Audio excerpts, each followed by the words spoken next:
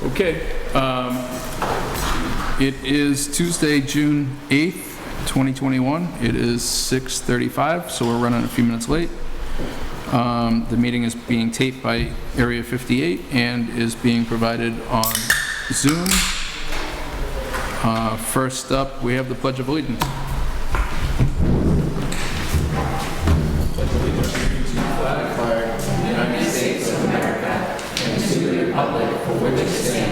One nation, under God, indivisible, with liberty and justice for all. Okay. Has everyone had time to review the packed agenda? Yes. Okay, is there a motion to approve? A motion to approve. Second. Okay, all in favor, aye? Aye. All right. Okay, so we have a packed meeting for tonight. Our first appointment is at 6:40 with Joan Pierce, so if we could get the bills done quickly. Read as fast as I can. I move to affirm approval of the following warrant and commitments. Vendor warrant 119 for $26,424.11. So hold on that, I'm gonna recuse, because I didn't check that one, so.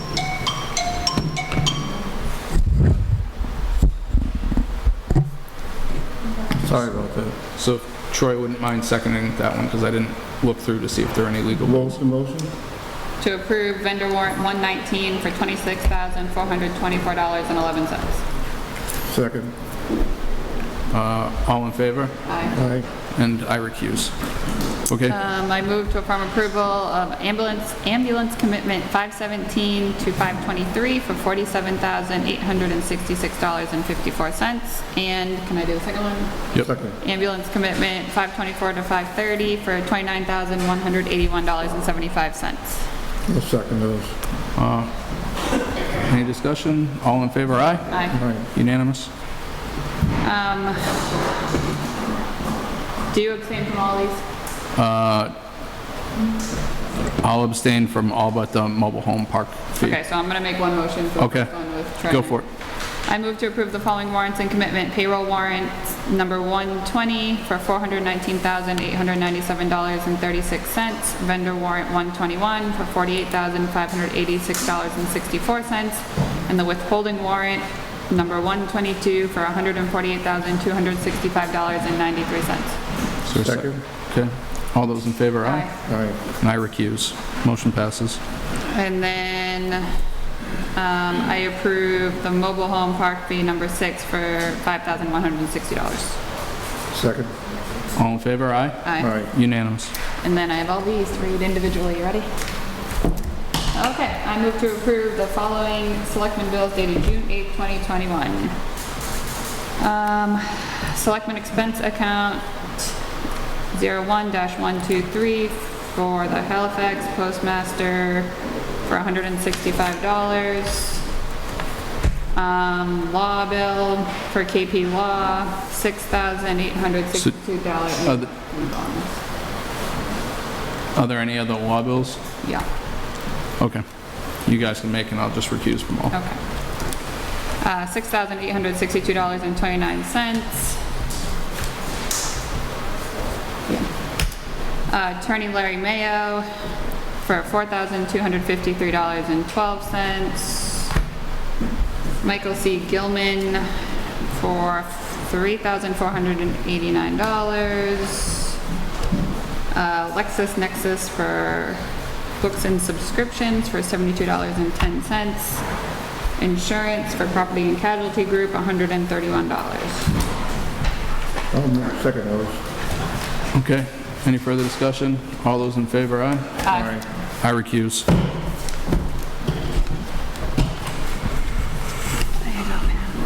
Okay. It is 6:40.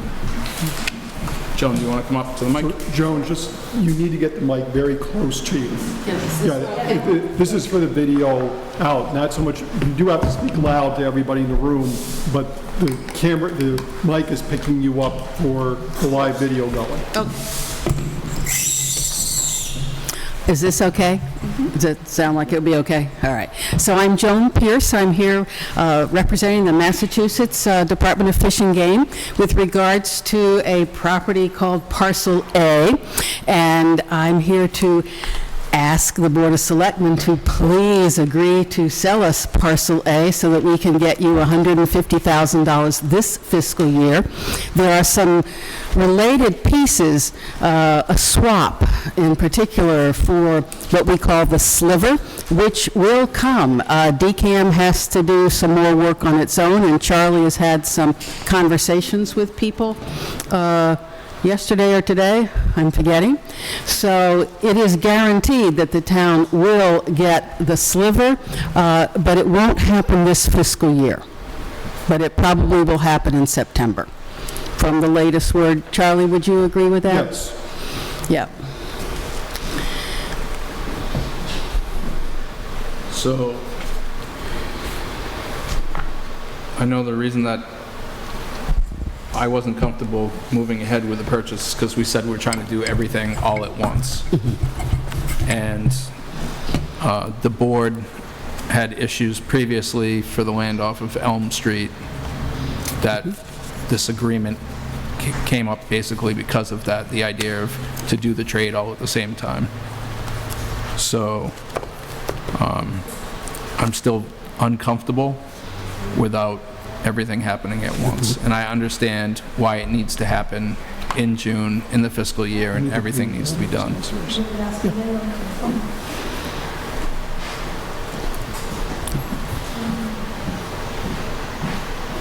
I think we should go ahead with the signing of this property. Better to have about 150 grand in hand, and we're only talking about the sliver, which is not going to cost us any money. Okay. You're confident that we'll get the sliver? Absolutely. And I will state it on the record, and Charlie has had conversations, or one conversation with an employee of DCAM, and they are proceeding. But they are slower. They have all kinds of other things that they have to deal with. Your state legislators got the requisite Article 97 legislation passed over a year ago. The Department of Fish and Game had to go on record saying that we were in support of that. No one is changing their mind. But DCAM, they can't get you the release deed for the sliver by the end of June. It can't be done. We've begged and begged, and they have their process, and so, but absolutely, it's going to happen. Could you just say what the acronym DCAM? Certainly, it stands for the Division of Capital Asset Management and Maintenance, and DCAM is the state entity that keeps track of all state property, in and out, leases. I don't know how big it is. And they also deal with other things, I'm sure, but for us, it's the acquisition of property or the disposition of interests, such as with the sliver where we have to give it up. It all has to go through DCAM. So you can imagine the paperwork that they have to go through. But there's no question that the sliver will happen. Okay.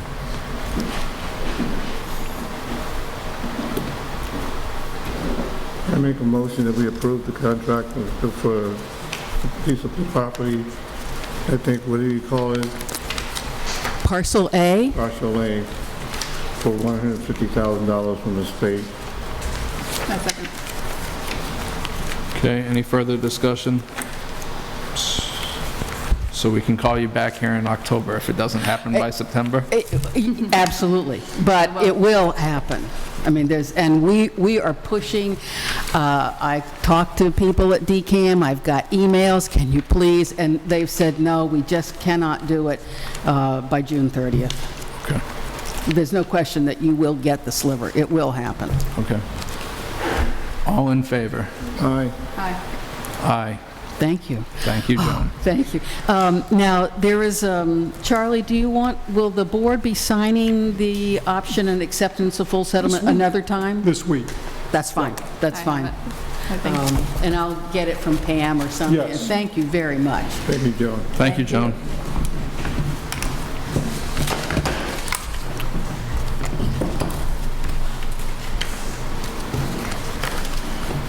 Okay. 6:45, we've got 5 minutes till our next appointment. Charlie, read fast. Do you want to push off the rules, police regulations and rules till the 22nd? Or the 11th, or whatever you'd like. The 11th okay with everyone? Yes. Yeah, I haven't had an opportunity to read the whole thing. Okay. Travel policy, do you want to push off to the 11th?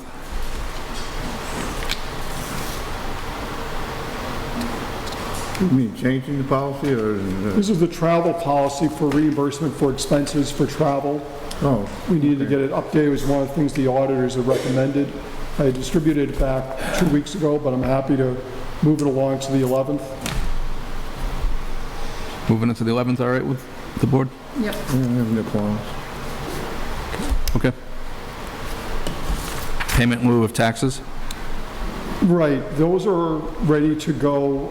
Larry Mayo's reviewed those. This is for, we were talking about solar fields earlier. This is not the River Street solar field, this is the Franklin Street solar field, which is, I believe, up and running, or about to. So these are the associated documents for the pilot for that property. Okay. You know, how much they pay in the pilot, for the pilot program? Let me see if I have that one there.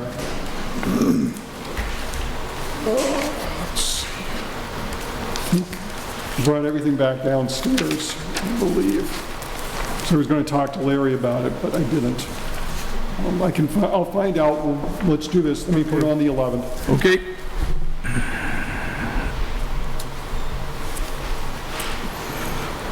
Update on COVID?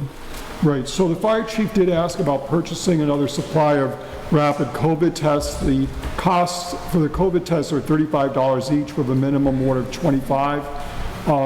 Bob Valeri, our Board of Health agent, recommended waiting until fall. The current batch, or the batch that the fire department was using, had expired on June 1st. They only had 2 tests that were done using the kits during May. Bob is thinking that waiting till fall, if we do end up with a fall surge, that would be the appropriate time to purchase another set. That's okay with the board. That's the guidance, yeah. I would. Right. Yes. Just so the board's aware, guidance on the ARPA funding starting to come through. I'm in the process of writing up a memo, so how the money could be spent. It looks like about $2.3 million for Halifax, assuming the Plymouth County money is allocated on a per capita basis. I'll be attending 2 workshops, obviously virtually, on Thursday, and should have more information available for the meeting on the 11th. But the board doesn't have to make any decisions then. It will just be an FYI for the board at that point. So the county commissioners accepted? They've not done anything yet. They are looking at whether they want to have the state handle it or whether they want to. But in either case, we should see the same allocation. Okay. The last schedule of fogging the buildings is going to be next Tuesday. Fogging still can occur when requested because the building maintenance staff has the necessary equipment and supplies. We're waiting to see if the state legislation is passed by June 15th on a variety of pandemic measures to allow an extension for those. Those are everything from allowing for continued virtual meetings to drinks on the go. I know the Senate, I believe, is bringing its legislation up on Thursday. I don't know about the House. We do need to read up on whether the Halifax state of emergency that the board approved back in March of 2020 can and should continue once the one for the Commonwealth ends next week, so I'll be checking on that. And good news in terms of reimbursements, the Plymouth County CARES Act folks at Plymouth County sent $657,796.52 in a variety of checks that Representative Lenatra brought to the board on Friday. That's not new money in the sense of it's a reimbursement. We already spent the money. It's more of an accounting situation, so it doesn't say suddenly we've got that money to spend on something else. We don't. It's simply a reimbursement of money we already spent. And I think we're at $650. Do we know how much outstanding we have for balance? Sandy mentioned to me something on the order of a couple $100,000 that are still outstanding. Okay, we are at 6:50, and we now have an appointment with Michael Bennett and with the Finance Committee. Do you want to come up to the mic?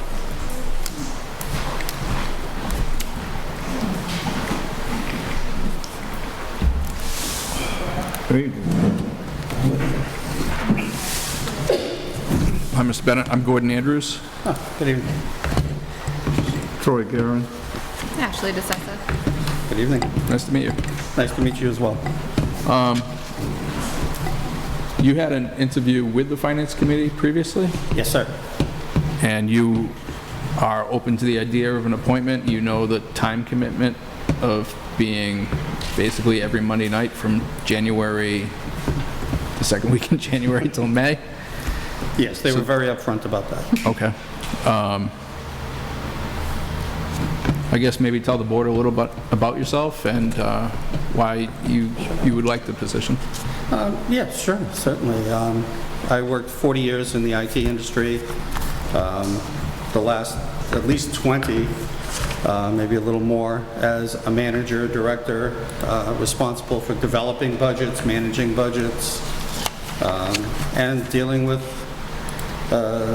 changes to those budgets as time went on. Different things would happen, and obviously you'd have to forego something for something else. And, so quite used to doing that, and wasn't something I hated. I kind of enjoyed it. It was a challenge to make things work as best as possible, and I would enjoy doing that for the town as well, working with those kind of challenges. Okay. How long have you lived in town? Well, let's see, August will be 13 years. Have you been to town meetings? Yes. Yes. I try to get to them as often as I possibly can. All 4 nights? 5? No, just kidding.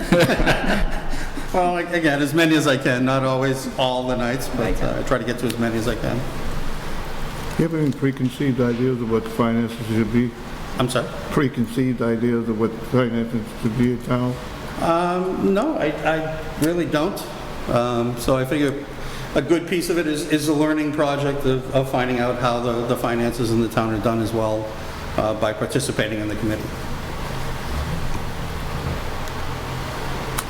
I was on the committee for a number of years. You learn quite a bit about the town, how it operates, why the taxes are the way they are, and Sure. how the different boards interact with each other. So it's a great learning experience for Excellent. Troy. I'm just looking at his credentials. What's your MBA in?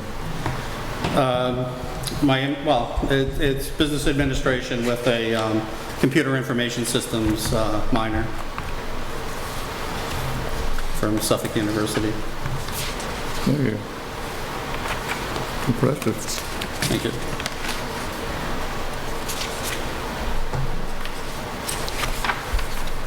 So there's nothing preventing you from attending the meetings and everything that needs to be done in order to... No, the reason I hadn't previously volunteered was I was babysitting a lot. After I retired, I babysat a lot for my grandkids. My wife retired this year. She's anxious to take over some of that, and I'm happy to let her. It was a lot some weeks, so...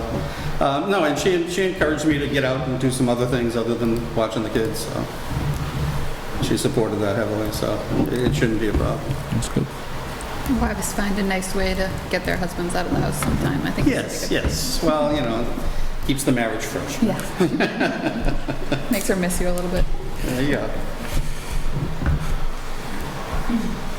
So there's no other board that you would be interested in other than the Finance Committee? No, this was the one that intrigued me. Thank you. Would you be interested in capital planning if there was an opening there as well? If I didn't get this one, sure. Okay.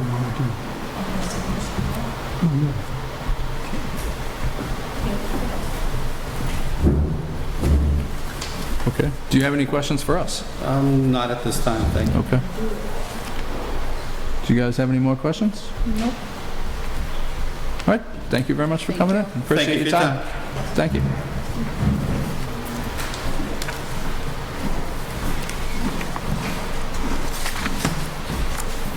Okay, we've got 5 minutes to the next appointment.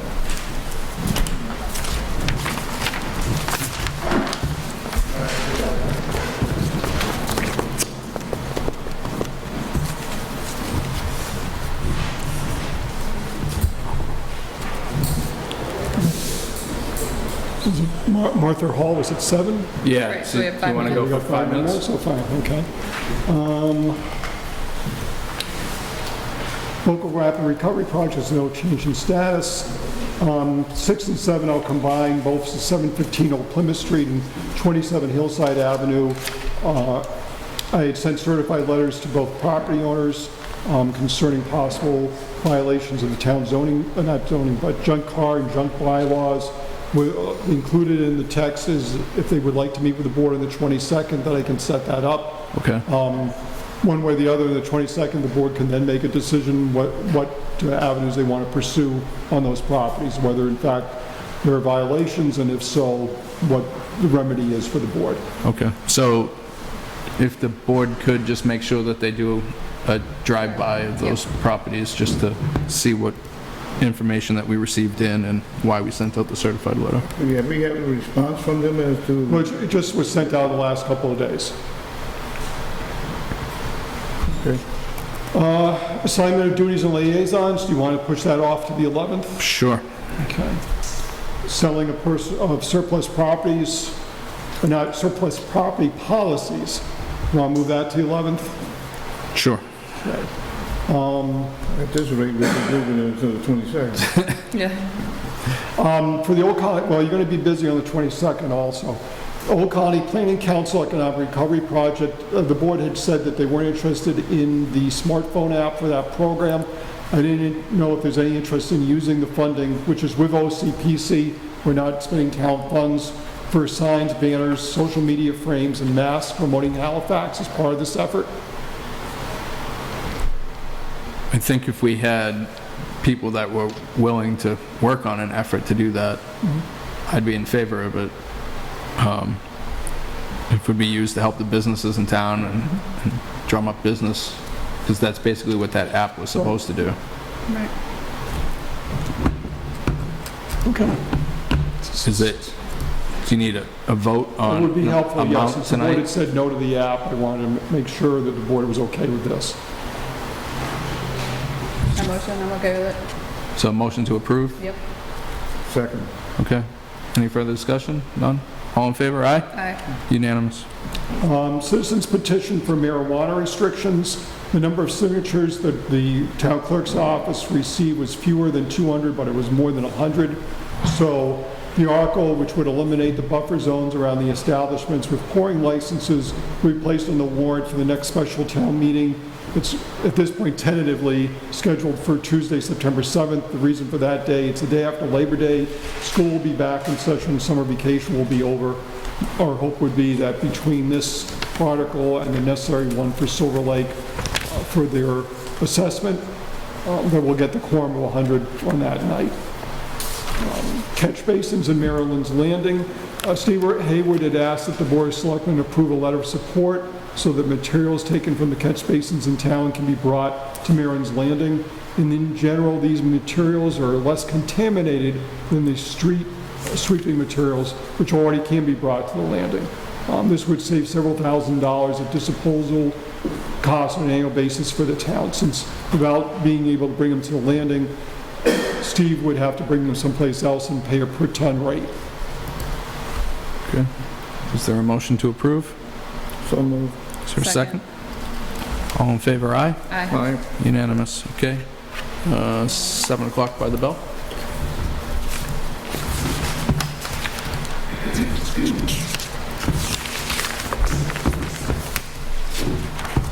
So you have Martha Hall, Martha I Hall. believe.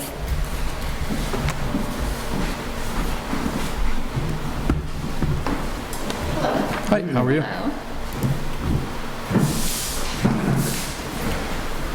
Gordon Andrews? Troy Garron. Nice to meet you. Ashley? Ashley, nice to meet you. So I guess I'll start off with the same question, are you available on, for the time commitment that the Finance Committee is on Monday nights? Well, typically Monday nights, I depending upon. am. I'm Okay. like Michael, I'm unmarried, so my time is my own. No one to answer to. Want her to tell us about herself first? Sure. And then we can go to questions? Sure. Okay, so I've been working in educational publishing for the last almost 30 years. My last 2 jobs are probably most relevant. I worked at a company in Plymouth that was a vendor to the educational publishing industry, and there I created a whole division in licensing and permissions that didn't exist before.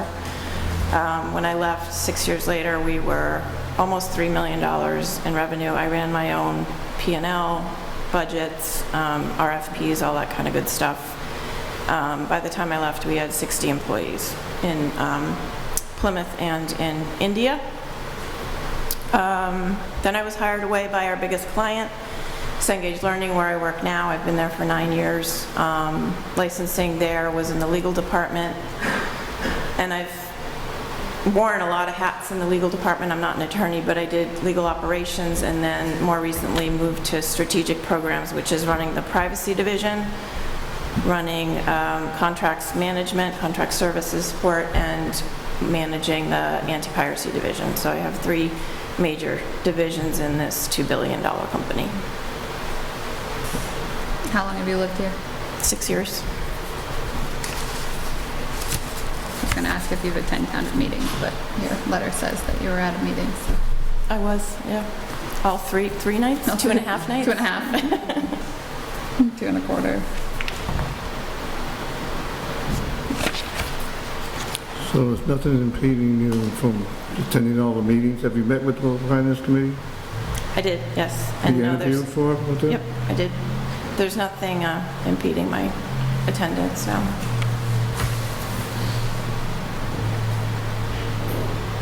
Would you be interested in any other boards or committees? I would. I was actually looking at the historical committee. I have an interest in history.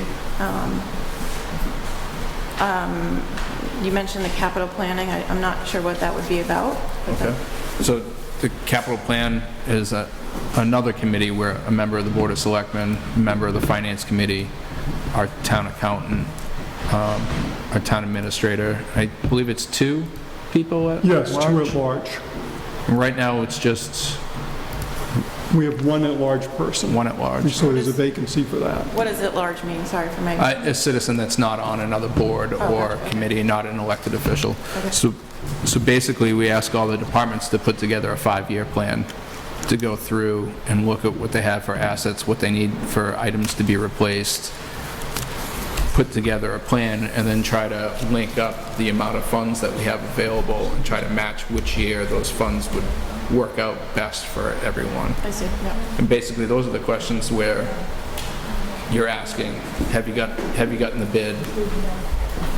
So basically, you're asking all the detailed level questions, and then you're presenting over to the Finance Committee with your recommendations of what the Finance Committee should try to fund in the upcoming year. So you prioritize the list. Gotcha. You dig into the list. Yeah.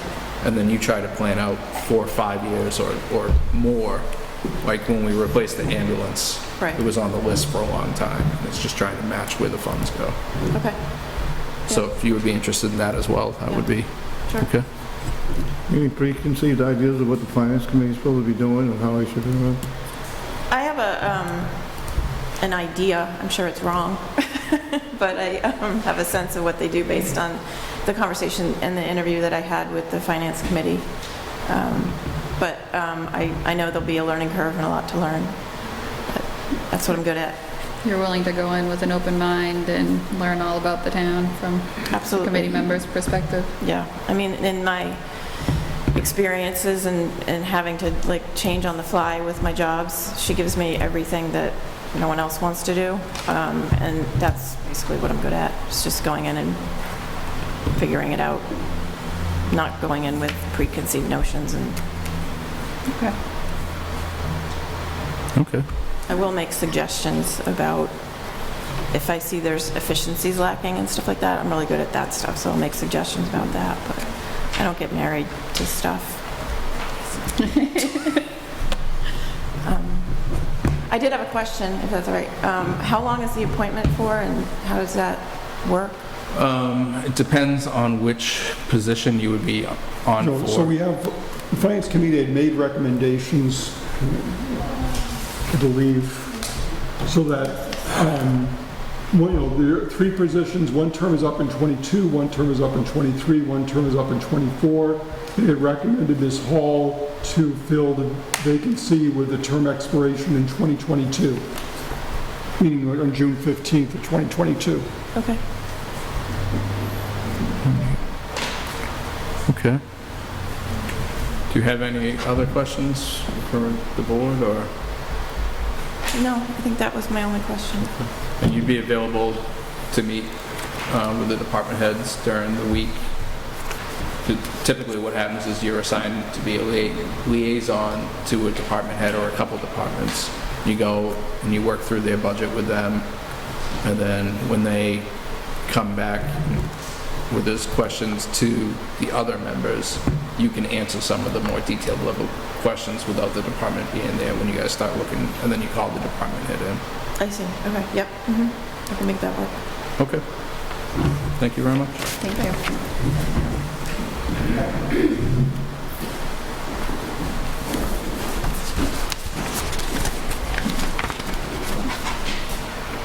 Okay, our We have 4 next minutes. next appointment is at 7:10, so 4 minutes, Charlie. Fraud risk assessment, I'm not done with my work, so I'll move that to the 11th. Okay, Then you have the host community agreements with Flower and Soul and Green Earth Cannabis. I'm taking one at a time because Gordon's pointed out that he needs to recuse himself on Green Earth. Correct. So what the board has done at this point is ask for public comment on the proposed host community agreements. You received them, the deadline for that was the 25th. I didn't know what the board wanted to do at this point, whether they wanted to sign them as is, vote not to approve, ask for specific amendments, take some other action. This is for, I think it's 893 Plymouth Street, the blue metal frame building, where Flower and Soul would like to operate. So I don't know what the board's pleasure is. so I had come in and talked to Charlie about some of the questions that I had received. Questions to do with traffic on the side streets around the area, and questions about litter from the store.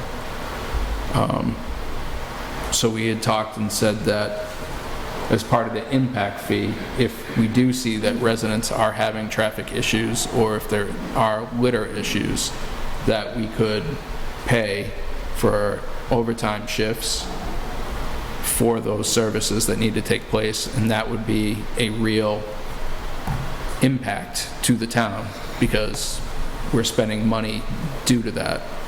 Right now, The detail on Plymouth Street itself, if that's already been pointed out in the host community agreement, that would be separate. They would be paying that straight themselves. They wouldn't be going through the community impact fee. If that's been in fact outlined out, that's a separate cost from outside the community impact fee.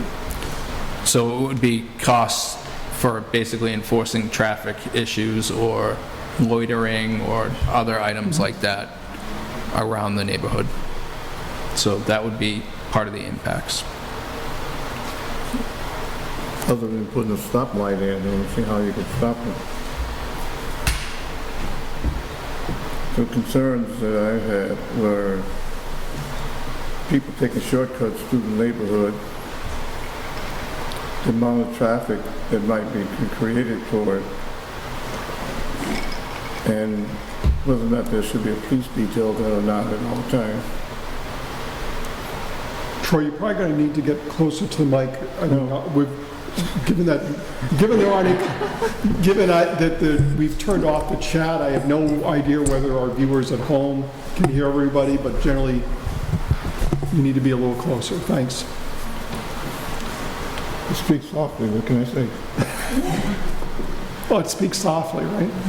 No, what I said was that the traffic cutting through neighborhoods, and whether or not officers should be there at all times during the operating hours.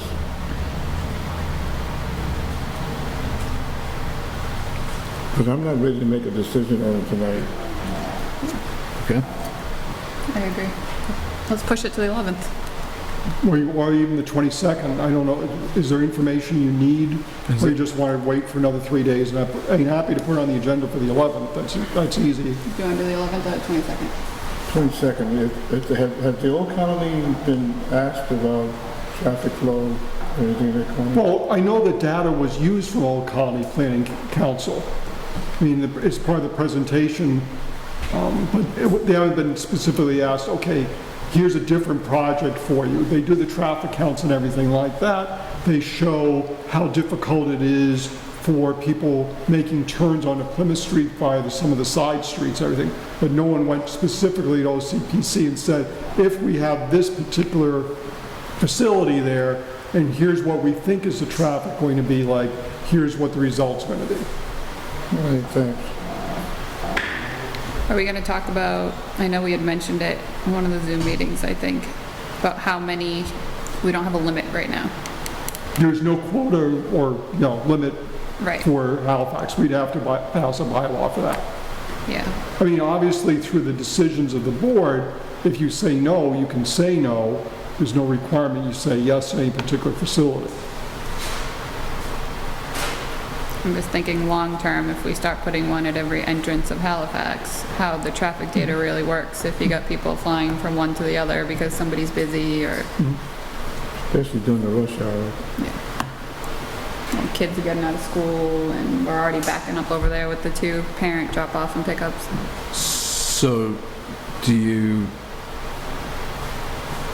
want to put things in the HCA that have to do with traffic? My only concern on that is I talked to Larry last week and he said that we had to be careful over what concerns this board was pushing out, because those traffic concerns are really more the planning board's issue. So, and we didn't give any of that feedback to the planning board before they approved it. And the only reason why I'm bringing this up is because I had a conversation with Larry about this. So they do have an approved site plan, they do have an approved special permit. Is there something in the HCA that you want?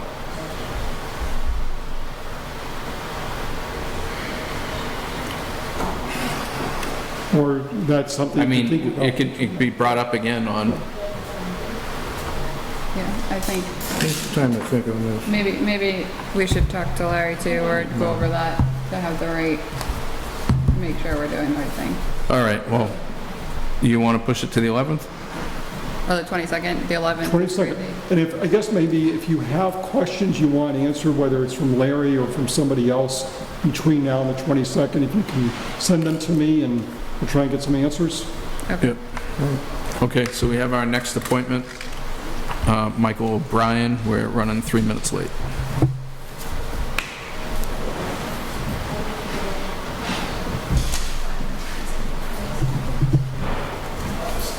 Yep.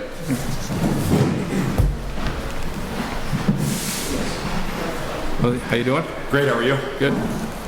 I'm Gordon Andrews. Sorry, Garen. I'm Ashley DeSessa. Hi, Ashley. Just make sure you talk right into the mic Oh, sorry about that. so they hear you.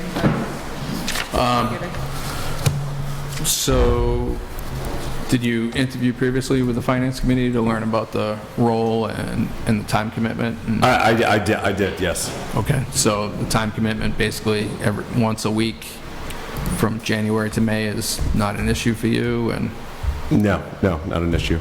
okay. Troy? Tell us about yourself and why you want to be on the Finance Committee. Sure. So I currently work in education. I've been working in schools for about 10 years. Currently work at Boston College High School in Dorchester. I was a teacher first. Now I'm on the administrative side.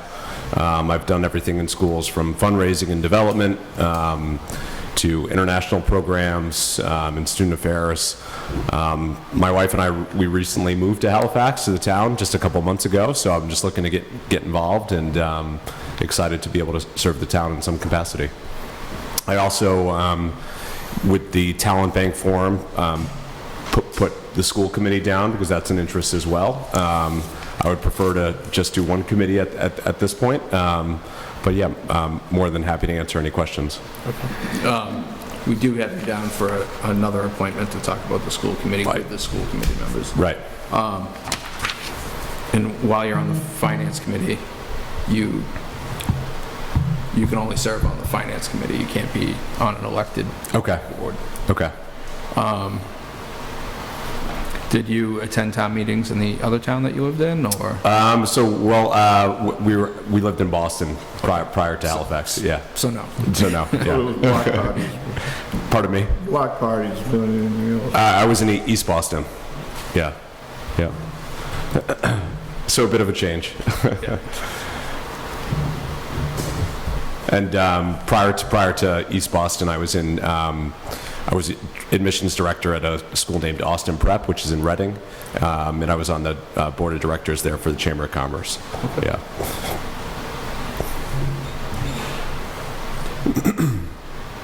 Any preconceived ideas about what should be done in the finance committee? I'm sorry, I couldn't hear you. Preconceived ideas of what should be done on the finance committee? Not preconceived. I'm just I currently oversee part of what I do for BC High is I oversee our budget for our development office. So I understand kind of the fiscal year and planning process and all the oversight and attention to detail that goes into everything. So, but no preconceived notions, no.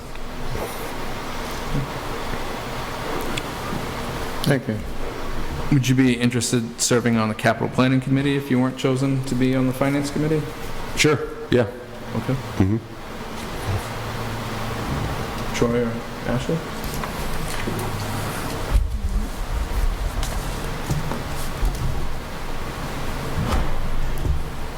That's all I got. That's all? All my questions that I normally ask. Do you have any questions for the Board of Selectmen? I don't think so. No. Thank you. Nice meeting you all. Nice meeting you too. All right. Right. So, 3 minutes. You want to recuse yourself out of this one? Yep. Okay. So, I'm I guess recusing due to my family owns property within the 300 feet. So similarly, the board accepted comments on the host community agreement for Green Earth Cannabis. This is the one on Ponson Street that's proposed to be located next to Twin Lakes Liquors. And again, it's a point as to what the board would like to do with this, with the HCA. Sign it, not sign it, wait until the 22nd, with a carryover, so if the board needs more information and can request, come up with the questions it wants, we'll try and get answers in the meantime. I would motion to do the same and wait till the 22nd. Some more information be forthcoming? Well, it's more for you two, in the sense of, I think we've got what we've got unless you need more information and, try and get the answers for you. Well, I'm torn. I mean, it is close to the neighborhood. A lot of people. Surrounded by it, yeah, too. And they're gonna have a liquor establishment there too. My concern would be if somebody decides to sample the product outside the door and when somebody's drinking at the same time, we have two drunk people on it. And they're very close to people's yards who have children and animals and... I'm at the point where I would really not like to approve it. I'm sorry? Really not like to approve it. Did you want to make a motion to that effect? Did you want to wait until, I can make one last check with Larry to make sure if there's a particular procedure. I'm not saying you shouldn't, I just want to make sure we do it correctly. If there's a procedure where the board rejects or disapproves of the proposed HCA, if we'll follow that procedure. But I'm happy to, I can bring this to the board back on the 11th, check with Larry, make sure we're doing it. Does that sound like a good deal? Okay, I'll do that. Troy, I didn't know if you had anything you wanted to say on the Plymouth County Advisory Board. I know you went last week. The only thing that of any concern was the fact that they didn't want to accept opera money at this time because of a 4% increase next year, the following year, because of the clause in the agreement. Other than that, it was routine take. We rearranged the board of the executive board, and I'm now the vice chair. You happy? Yeah. Yay. Well, going through. Vice chair of the advisory board. Okay. Sergeant's contract, no change in status. I'm waiting to hear back from the sergeants. Council and Aging Director update. Obviously, the Board of Selectmen approved a starting salary at grade 10, step 3 for Darlene Regan last week. Finance Committee is going to meet on Monday, June 14th, and vote whether to also approve this request, because Regan's going to be working a few hours a week for the next few weeks until a transition from the Kingston COA is completed. So making progress there. I believe she's going to be over at Council on Aging tomorrow. Just to review for the board, did you want to go back to the Council on Aging Director? I'm sorry. No? Did you want to talk about the director? No, I was just going to say we're late for the next Oh, one. okay, okay, sorry. John?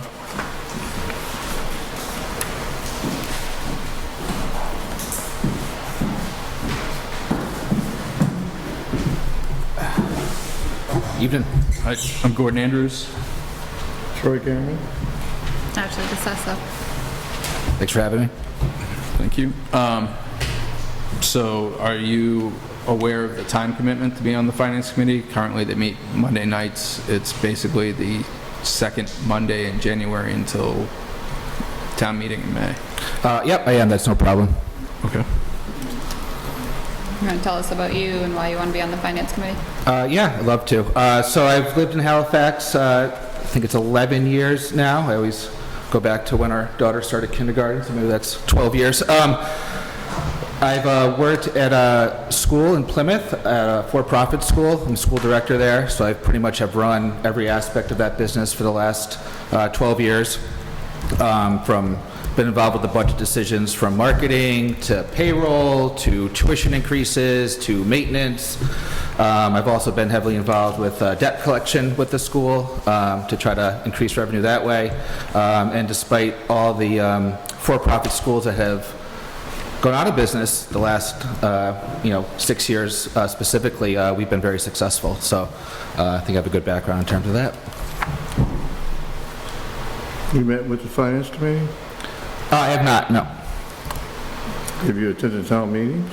I have made my first attempt this town meeting, and we didn't have quorum, so I did not attend an actual meeting, no.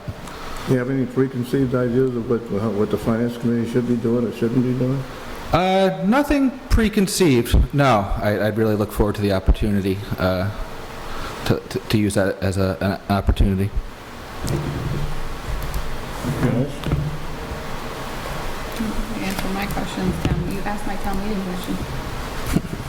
question. Just one thing, somebody who does have my cell phone number Yeah. texted me to say, please get the selectmen right into those microphones, all three of you. Okay.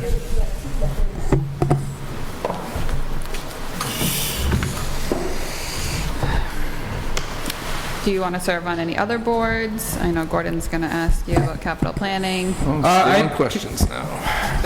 After hearing the explanations a couple times, I take that into consideration. Okay.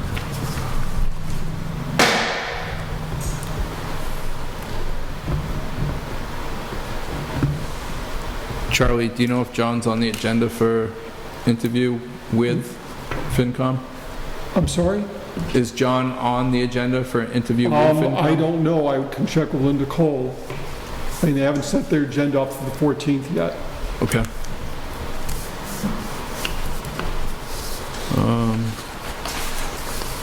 So you're available to meet with department heads and be able to act as the liaison between Finance Committee and... I would be, yeah, despite I'm full-time employed, but I do have some good flexibility in terms of the hours I could report, and it's just in Plymouth, so absolutely. Okay. And I'm scaling back my coaching commitments, much to the delight, I'm sure, of some of the parents and referees in town.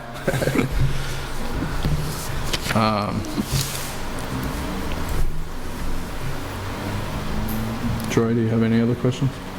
No, I'm through. Ashley? No. Okay. All right, thanks for your time. Thank you. Yep. So the board tonight had 4 possible appointments. One is for a reappointment of Cheryl Zarella Burke, who's a current member of the Finance Committee. That would be a normal 3-year term. That vote and the one to fill Fred's seat are 1 vote from the board, meaning the chair, 1 member of the Finance Committee who's not up for, its term is not expiring, and then also the moderator. So 1 vote, so there's 3 votes, moderator, 1 member of FinCom, 1 member of Selectmen. The other 2 seats are to fill vacancies in terms that haven't expired. In that case, it's votes from the Finance Committee and the Selectmen. Everybody has 1 vote. I checked again with Larry, Mayor, our town council, earlier today. He said that we don't have to have a joint meeting. If the votes are on record from the Finance Committee, for instance, that can serve. The alternative, obviously, is that the Finance Committee is meeting on the 14th. If you wanted to say, well, we want to cast our votes on the 14th, then, certainly, but I know the Finance Committee had met with 3 of the candidates already and had recommended them. Besides Ms. Burke, I don't know what the board would like to do tonight. Is there a letter from the Finance Committee? Yes, that they recommended all 3 of these people. Yeah, it's in your folders. So Charlie, how many seats are open? 3? So you have Cheryl's seat that would be a reappointment, and then you have 3 vacancies, Fred's seat, Lauren's seat, and Deb's seat. So there's 4 seats that we need. You have to go through the appointment process, yes.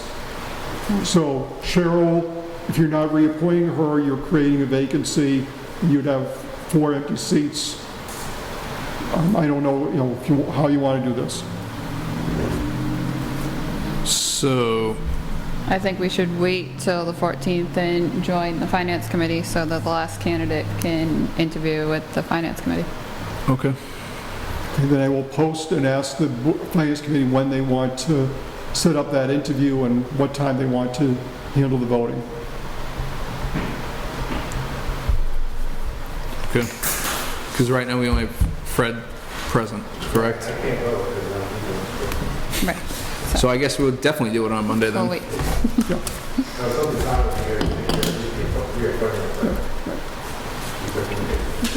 Okay, well then, that Sorry, Bert. You got pretty it. much limits All that.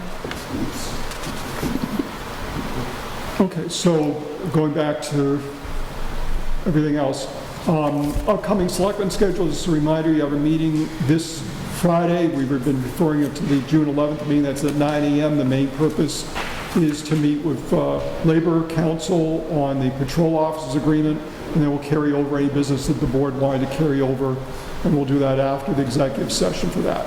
We have meetings right now on the 22nd, the 23rd, and the 24th. We have a regular meeting which will include a number of appointments that night with the interviews for boards, committees, and officials. June 23rd, again, this is going to be for the building inspector and building commissioner interviews. June 24th, 6:30 again, interviews with firms and individuals interested in the town council position. I don't think you actually scheduled yourselves for the 15th or the 29th yet, which I'm thankful for. But Might as well. Let's get ready. It's happening. National Grid LED streetlight program. National Grid's proposed converting the town streetlights to LEDs, which save about $7,200 per year, plus there's an incentive of 25 cents per kilowatt hour saved. The only downside that I would see is that if the town wanted to purchase the streetlights in the next few years, it would have to then have a greater cost to pay for the purchase, because in essence they would have upgraded the lights. What happens is when we pay the streetlight bill, we're paying for the maintenance and in essence the mortgage, which has long been paid in essence for those streetlights. If we do upgrades, then either we have to pay it down on a monthly basis, or we would pay it outright if we wanted to purchase the lights sometime in the future. I had asked Steve Hayward if he had any comments. I've not heard back from him. I'm fine for continuing with this till 11th and waiting to hear back from him. Will there be any interruption in the service, or just changing the bulb? Well, it's changing the bulbs, in essence. I mean, it'll be done on one streetlight at a time basis. It's not they're going to take out all the streetlights at the same time and leave the town dark. Have Well, a you never blackout know. night? Well, I never know, but I reckon that they don't need to go up twice and take out all the light bulbs and then wait a couple of weeks and then put them back in again. They want to do How that many once. National Grid guys does it take to take a light bulb out? Lighten up. So I'm going to check with Steve. Yeah, I think we should wait to hear from Steve. So is there any use of the green energy fund? That might be possible for purchase of the streetlights. It certainly would be possible for the LEDs, in the sense of if we bought the streetlights outright, that could be one future use of the Green Communities money. Okay.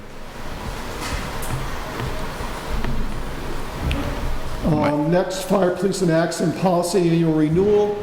The cost of coverage for next year would be $40,428 versus the FY21 cost of $35,863.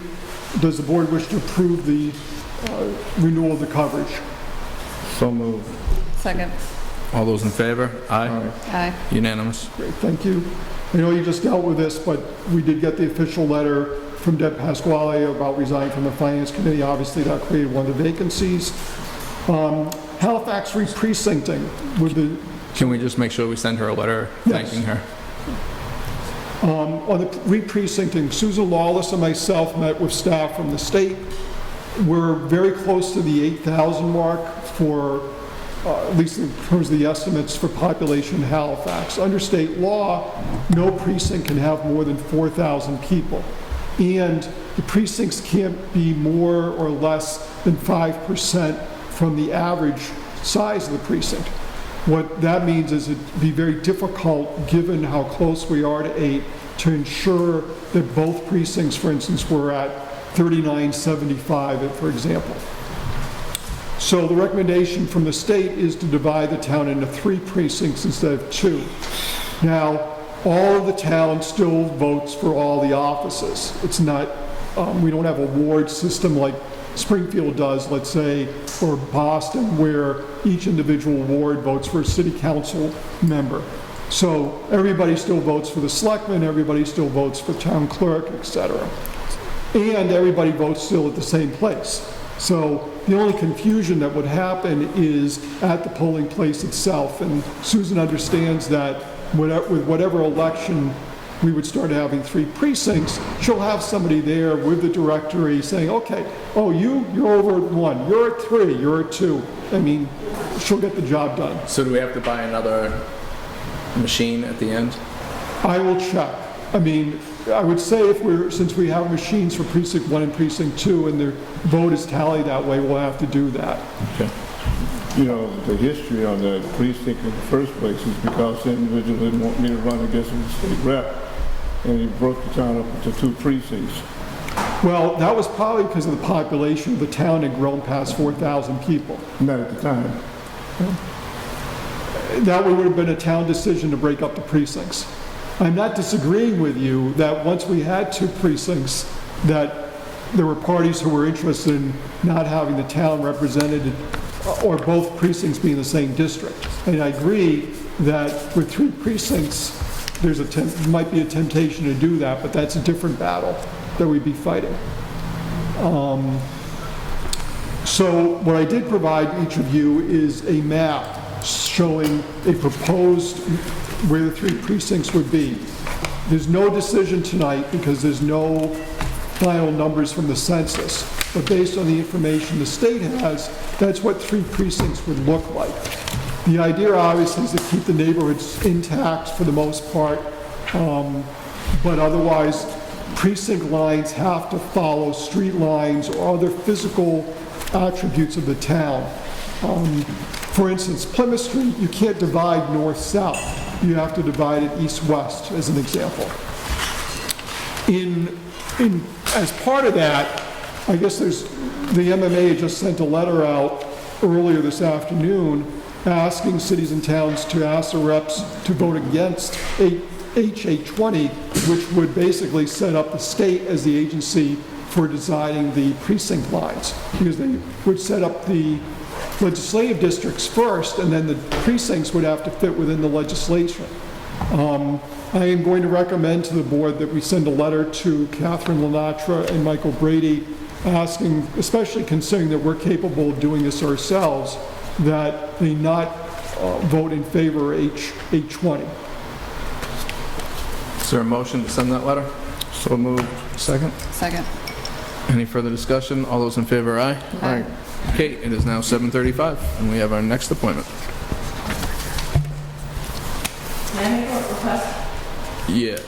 Two things. Can we set some seats up so we can see the board members can see the candidates that are interviewing? Because I don't like looking at their back when they're speaking to us. Okay, so right now we also have to open the school committee meeting as well. Well, yeah, but the other thing is we'll need to move the mics around and such. If you're going to move the seats around and have the candidates facing the audience Oh, and... no, they can sit here. I don't want to put us over on the side here. so Well, we then can move the, see candidates. then move the seats. Oh, okay. I just want to ask. All right, so I'm going to recuse myself as a member of the Board of Selectmen, and now I'm going to go sit as a member Why do you come to of the these school meetings? committee. Grab a chair, come on over.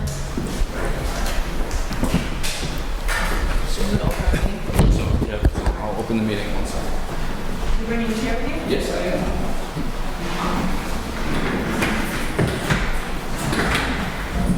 So Troy, I believe Marlene's the first.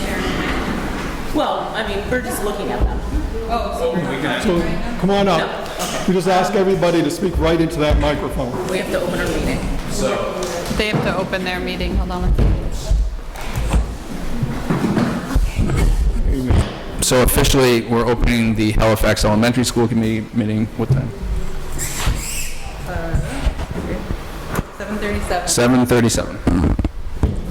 Mr. Chairman, Yes. may I speak before we introduce?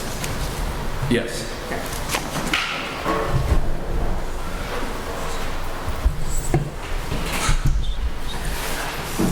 I just want to take a moment to clear up for the public what happened with the resignation of Allison Vance. I'm going to read her resignation letter, but first I would like to thank her for her years of service on the school committee and the amount of time and effort that she has volunteered for our children and this community in general as a whole. So she presented this letter of resignation to our committee, and we were very upset about it, to be frank. We loved our board and the way it was composed, and she brought a lot of value to our board, and it was really upsetting to watch her go. Chairperson Andrews, Superintendent Prue, and Principal Beaudry. Up until these last few months, I have thoroughly enjoyed being a member of the Halifax School Committee. I have the utmost respect for my fellow committee members and appreciate all the hard work the administration and the team puts for the children of Halifax. I originally ran for an open seat in order to be a voice for the community, and I felt my background as an educator would be beneficial. However, I did not sign up for the false accusations, threats of legal action, inaccurate statements made on social media, and general nastiness from certain members of the community in these past few months. To say that I am disappointed in their behavior is an understatement. Mostly, the inaccurate and misguided social media post made by Robert Slager and the relentless, self-serving, self-righteous, one-sided, misinformed, arrogant, aggressive, threatening, divisive, and overall disturbing emails and Facebook posts presented by Evan Smith to the school committee have led me to feel unsafe and unfairly criticized in a volunteer role. Most recently, I am horrified and disappointed at the grievance letter from the Halifax Teachers Association to an administrator not only got into the hands of a community member, but was posted on a public forum before the administration, teachers, and school committee had time to have a discussion to work on a resolution. Once again, causing those same community members to make hateful and untrue comments about this committee. It is because of this that I respectfully resign from the Halifax School Committee effective today. This was dated June 7th. Actually, that's today. She sent it to me today. I have been contemplating resigning since early February, but I wanted to make sure that I upheld my commitment through the budget season. While the timing of my resignation may not be ideal, I have to do what is best for my family and myself. I do wish this committee all the best in the future. Sincerely, Allison Vance. I just want to make that very clear as we move forward as a board, because this behavior from our community will no longer be tolerated, and I find it abhorrent. So I just wanted to clear the air on that. There's been a lot of buzz as to why she resigned and the timing of it, and quite frankly, I can't blame her. Anyway, let's continue. Mr. Guerin? Marlene, Marlene, Marlene, yes. why do you want to be on the school committee? All right, thank you everyone for having me today, and I appreciate to be here. So my name is Marlene Amity. Asking me why I want to be in the school committee, I just want to serve my community. So I moved here a little bit, almost 2 years ago, so I called here my home and my community because I have my family, I own a house, and I have kids in the school system, so I want to serve my community. So I just want to be part of the board to learn about my fellow constituent and my fellow citizen, and helping them to bring a great education to the student and the children in Halifax. So that's why I want to be part of this board. And also, why not? Why not serving your community? Why not being a citizen in your community and not participating? So I think it is civic duty to be part of any movement, any government in your city or town where you live in. So that's one of the reasons I want to make a change. I want to be part and involved in the community that I'm living, so I can make a difference and I can bring my knowledge, my background will help this committee and helping moving forward the educational system in Halifax, and be a great advocate for the town as well. So that's why I want to be part of this board. Well, have you met with the school committee at all? If I've been... Have you met with the school committee? I know. I met with some of them individually, but not with the board as a whole. What qualifications do you feel you have that could lend itself to the school committee? Qualification. So I think I am qualified to be part of this board. I am a social worker, so I have a master in counseling and psychology and a postgraduate certificate in behavioral analysis, and I've been working in the field of social services for over 20 years, and being part of different board of organization. I'm a board member of the YMCA, a board member of the Cape Verdean Association, a co-founder of the Haitian Community Partners. Those organizations are in Brockton, but the YMCA, I'm part of the general board for the South End. So I think I do have a little bit under my some skills to be part of the board and serve the board. Yes. Have you volunteered in our elementary school? No, because of COVID, I don't think that we had the opportunity to do that, but that's something that I'm looking forward to do. So once everything's starting to settle, so I will see myself volunteering in all level that I can do.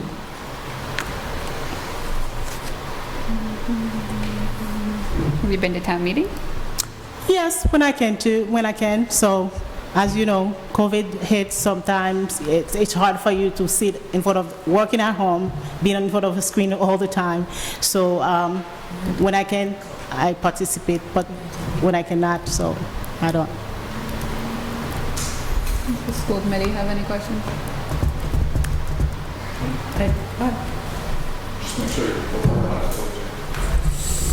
Thank you. Thank you. I'm new to this too. My name's Jim Keegan. This is actually my first meeting since the election. Okay. As we all know, this is important to me. I yesterday and today had the chance to read every single email that has been sent to this board regarding the candidates. And I did read them all, and I did respond to all of them. That's good. Okay, and I was asked to run by different families in town, and I was honored to do so, so I'm happy to be here. I do have one question that I'd like to ask each of the candidates, and it's, as we all know, sadly over the past year, there have been residents in our town on both sides of these issues who have personal agendas and certain political beliefs that they have attempted to push upon our school committee and into the school. And I want to know what is your opinion on partisan politics relating to our school committee? Well, first of all, Myself, I decided to run. If you remember, I ran in May. I think you were one of my opponent running. So I decided to run because I just want to be part of my community. So I don't think Mr. X or X did ask me to run. So I don't have any agenda, and I don't think partisan politics needs to be in our education. I'm sorry? We should not have any politics in our education system. So we need to remain neutral because our role is to serve our children because they are our future. So we need to give them the best education so that they can be the best citizen that will represent us when we're no longer here.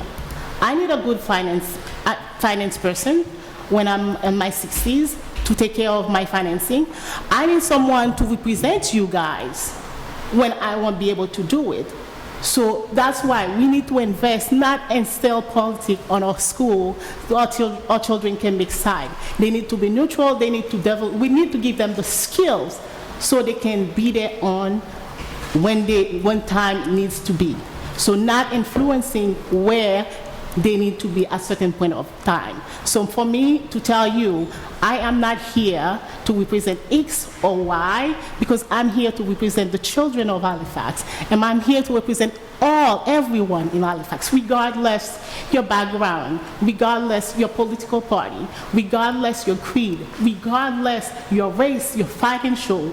So I'm here to represent all of you. So anyone at home, even you don't have a child in the school, I'm here to represent you because at the end of the day, people who doesn't have children in the school as well spend their money, tax money, to educate those children. So they need to have a voice as well. So I'm here to work with everyone because communication is the centerpiece of a good school committee. It's the centerpiece of an effective school committee.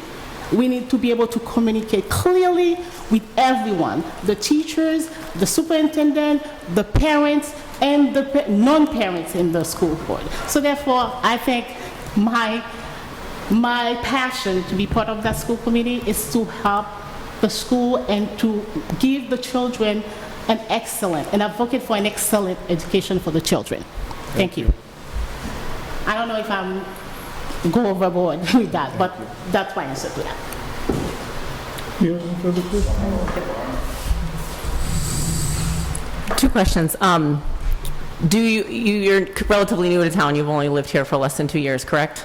Yeah, I don't think that's matter. Okay, that's your opinion, but thank you. Have you had children that have gone through Halifax Elementary, or do you currently have children in the elementary school? No, I don't, and I don't currently have children going to Halifax. They go into Silver Lake. Okay. And I had one more question, and I just blanked on it. Do you have a question? Okay. I just blanked on my other question. And to put on that, so I don't think you need to have children in the school system to represent and to work on behalf of your community.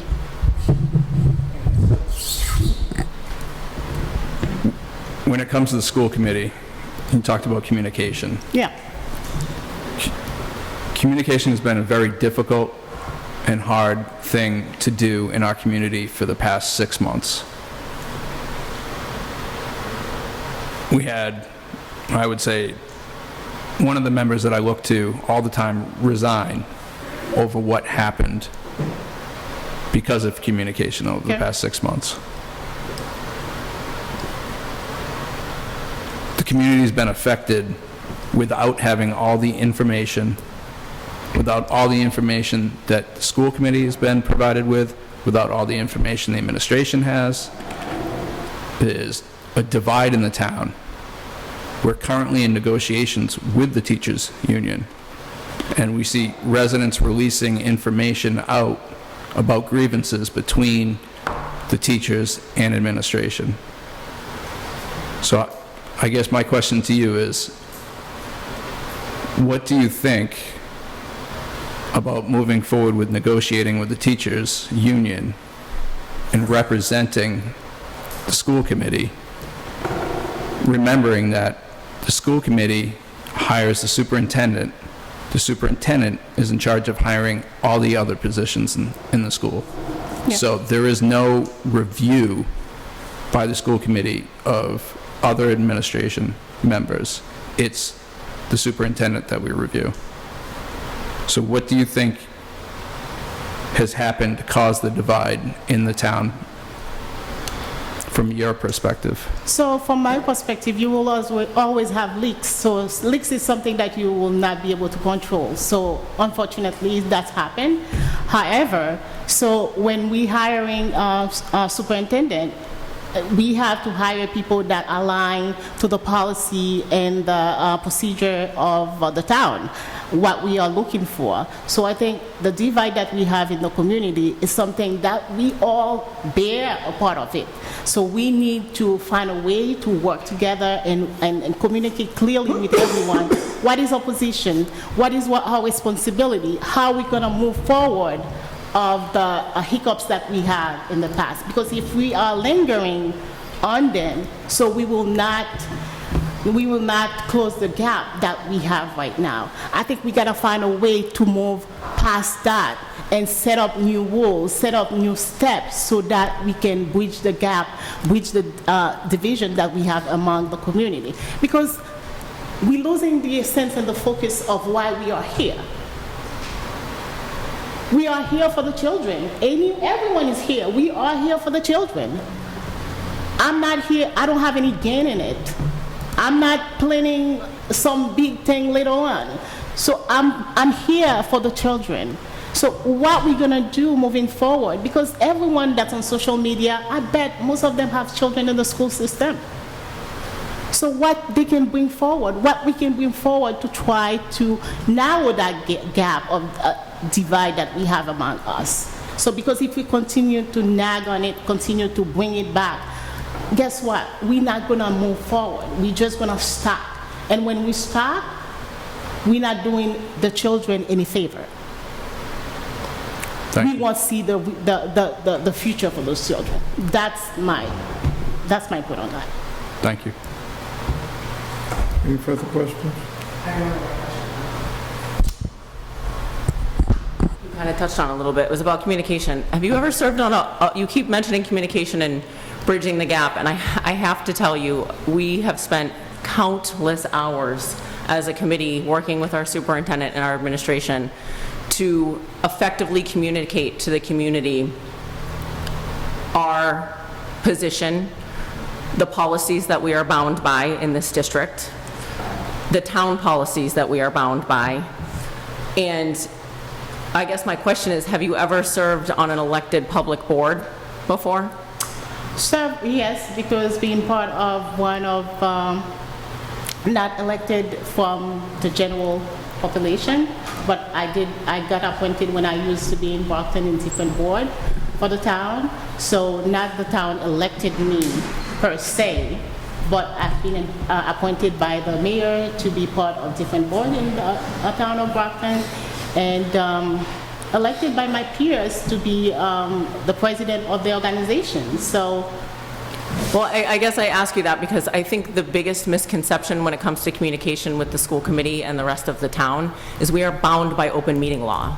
Yes. Although I want to scream from the mountaintops Yeah. at half of the people in this town sometimes, I cannot do that. You And don't I don't have to think do that. people understand that aspect of the school committee because they're always like, but they're so quiet, but they're dodging. And it's like, we cannot speak about certain things, so I think that gets lost.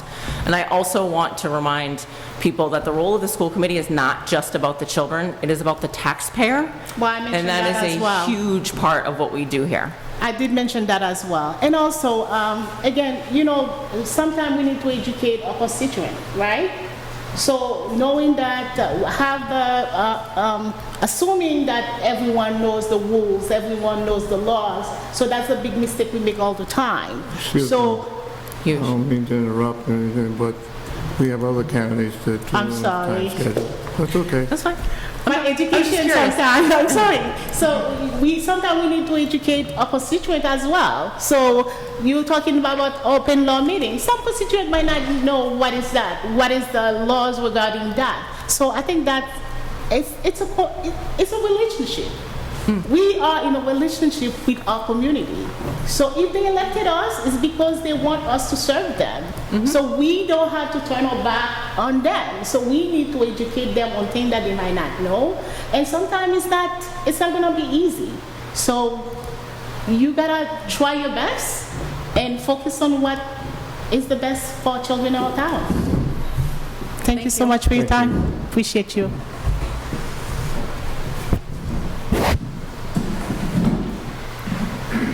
We're running a little behind schedule. Ms. Carroll?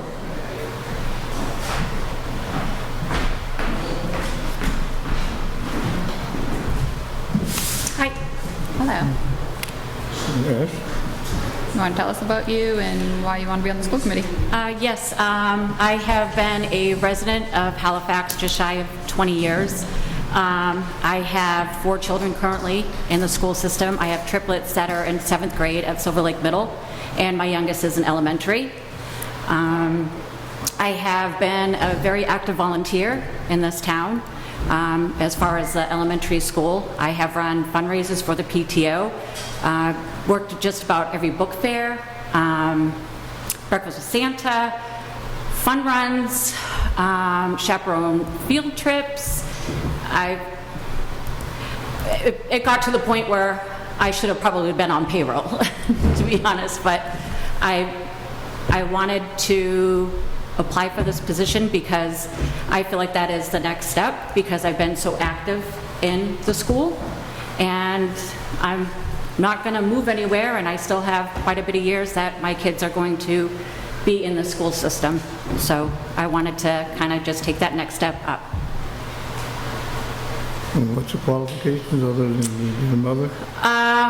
Well, I have over 15 plus years of accounting and financing, where I worked for a medical device company where I would have to reconcile 2 different multi-million-dollar companies' accounts on a monthly basis.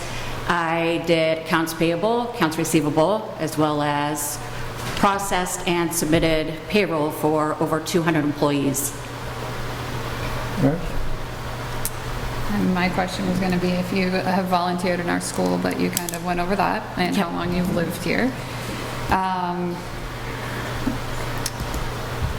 meeting? Yes, town meeting. Have you been to town meeting?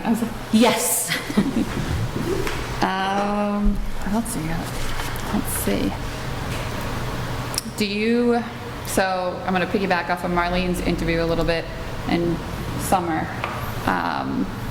Obviously, there's a lot still going on in this town, unfortunately, as far as the division that we've seen. Knowing that you're going to come onto a committee and have to adhere to certain open meeting laws, are you able to follow those rules? And do you feel like you have thick enough skin to stay on a committee when things are said about you on social media and you're attacked for something that you didn't do? Yes, and a matter of fact, going through being on the ballot for the position already, I have already kind of gone through that with the social media part of it, and if anything, it's made me a better person and have a bigger backbone, and to not take things so personal that what's said to you, because at the end of the day, I know who I am, and I'm true to myself and my family. School committee have anything? Any questions? I know Jim, you had a question.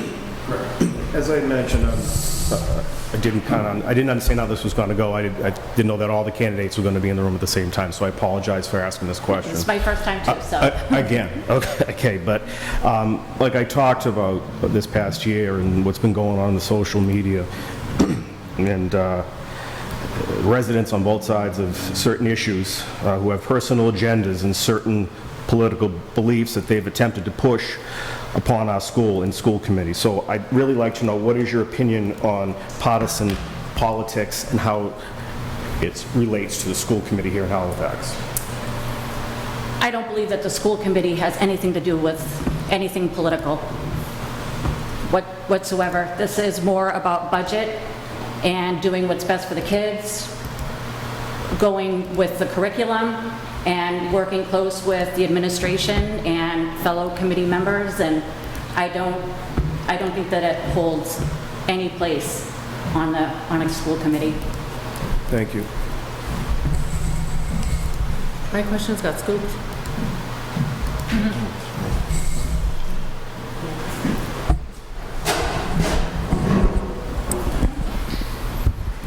So thank you to the service to the elementary school through the PTO and all the fundraising events. Yeah.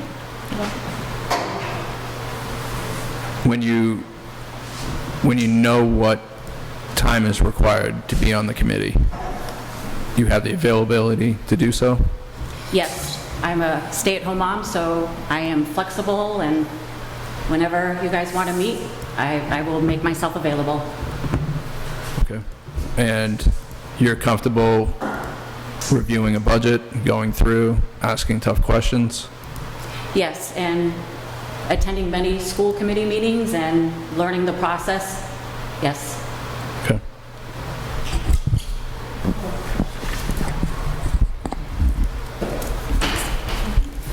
So one of the biggest things that we do on this committee, or the most time-consuming things that we do on this committee that Gordon and I have both had the pleasure of participating in, is negotiating with the teachers union. Do you have any experience, not necessarily negotiating with teachers, but doing anything of that nature, and seeing it as it is a pretty significant time commitment, do you think that's something that you might be interested in serving on that subcommittee? Yes.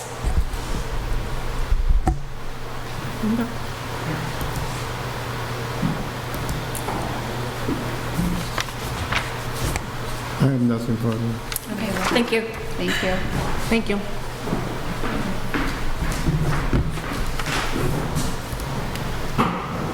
Who's Michael O'Brien?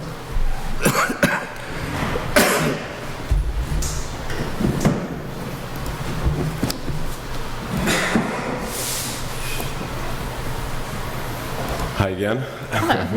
Long time no see. I know. Should I reintroduce myself, or are you guys just gonna? Yeah, because You might wanna do none that. of us were here. Okay, sure. So good evening, everybody. Mike O'Brien. My wife and I are newer residents to Halifax. Moved here in February. Definitely look forward to being involved in any way we can. I've been working in education for just over 10 years. Currently work at a school in Boston named Boston College High School, BC High. There at BC High, I oversee all of our alumni and parent programs and all of our fundraising and development. Also in schools, I've done admissions, student affairs. I was a teacher first. So I've done a lot of different things in schools. I also applied because I have an interest in being on the finance committee as well, but hope to just be on one committee, but more than happy to answer any questions about my experience and background in schools. Excuse me. Working in a school, do you think that you can sit on a school committee and fairly make decisions regarding administration where you are on a school administration? I have to do that every day. Normally, you're making decisions about students, teachers, faculty, staff, and even alumni. So we deal with a variety of constituents on a daily basis. So do you have any preconceived ideas of how you would negotiate with the teachers? It's difficult. We have an association at BC High as well, and whenever you have a teachers association, it is difficult to move the needle in a lot of ways. But I find that at the end of the day, transparency is the name of the game with negotiations, and that's how I kind of approach my daily work. And I think that's the most important thing with any committee, really, when you're trying to bring two parties together. Do you feel that you can learn our open meeting law and follow that? And same kind of thing I asked Jen Carroll, have thick skin and take the criticism knowing that you're on a committee to do what's best for our children and the taxpayers, and sometimes sometimes not everyone's going to like you for that. I do. One of the things when you switch over from being a teacher to an administrator, your skin gets thick pretty quick. I'm no stranger to that. And right now, about 50% of my day is dealing directly with donors and money, and so that's you want to, some of those conversations not necessarily are good ones, but for the most part everything's in a good spot. School committee? Jim? School committee? So you had time to think a little bit. You heard the question twice already. I did. Lucky to go last year. Yeah, okay. But if you already have an answer, that's fine. I started by asking why, okay? And I'd like to know your opinion on partisan politics relating to the Halifax School Committee, or how it would relate. Sure. Well, I don't have any preconceived agenda or anything like that. As I said, my wife and I are newer residents. I don't believe that politics really have any role at all in, school committee decisions or the town. So that's first and foremost. And then in terms of all of the, I heard there's been a lot of complaints on social media and things of that nature, and I'm not on social media, so I don't know exactly what's being talked about. But all I can say is you need to make decisions that are in the best interest of the students, the teachers, the taxpayers, and transparency is the only way to really do that. You said you're not on social media, which I think is a healthy thing. You said you moved here in February? February, yeah. We closed I think, did you just mention you were aware of some struggles that the town was having, as some people talked of a divide and... Yeah, well, I've been, so as soon as my wife and I, we knew we were moving to Halifax, I signed up for all of the updates, and so I've been reading the meeting notes, and I can tell that there's been, some issues in the town, but I haven't necessarily looked on social media what those would be. So I'm a little bit in the dark, but I just happen to pick up in conversation here. Okay, yeah. Thank you. Yeah. You mentioned you have a child or children? No. Oh, I thought you said that you did. Okay, never mind. I was going to ask you if your child was a student at Halifax Elementary, but I guess you don't have one. No kids, yeah. Okay.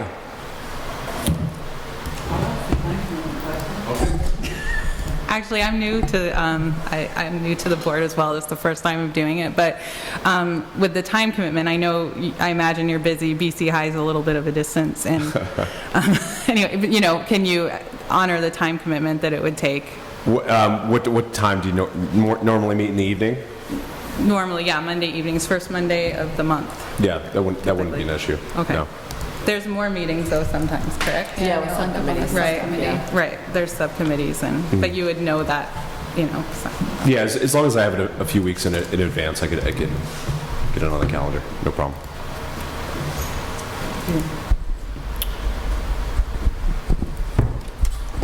Are you comfortable diving into municipal budget's a little different than what you're dealing with, I'm assuming, at PC High? Mm-hmm. You're comfortable with public speaking? You're comfortable making tough decisions and explaining yourself why? Yes. Mm-hmm. Okay.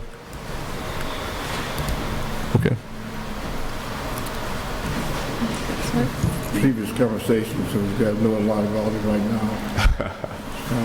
I have no further questions at this time. Do you have any questions of us? No. Thank you, Troy. Thank you, Ashley. Thank you.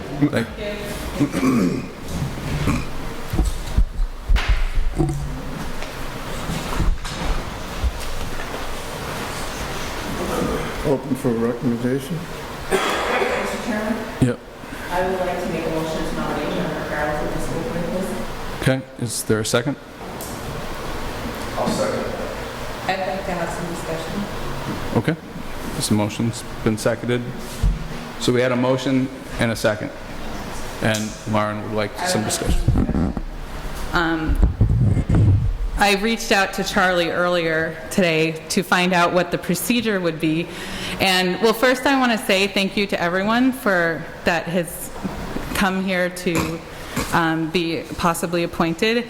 And I actually am one thing I'm grateful for, some of the struggles we've had in the town, is the interest level that has been raised by people. And Halifax is a wonderful town. We have our problems for sure, but it's a wonderful place to live. I have 4 children that have, 2 have already gone through the school system. And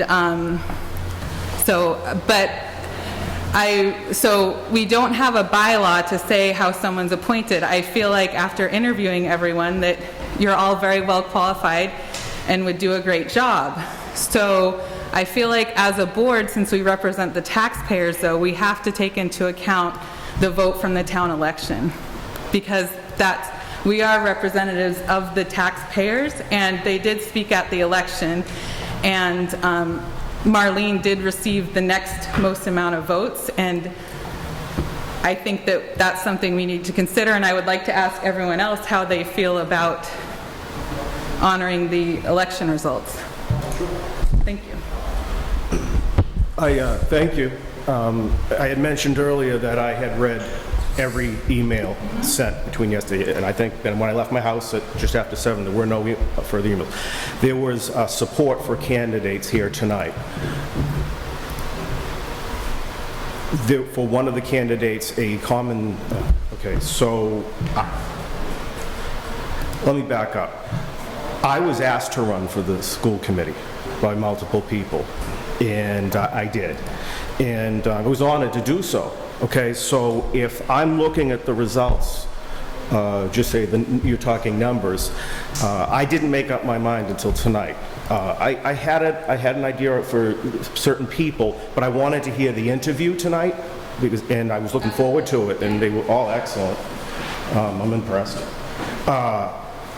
But for the 400 and something people, for the people who asked me to sit in the seat, for the 400 and something people who put me in this seat, I really have to also consider what they would want and what candidate they might think is best. Would you not agree? Or?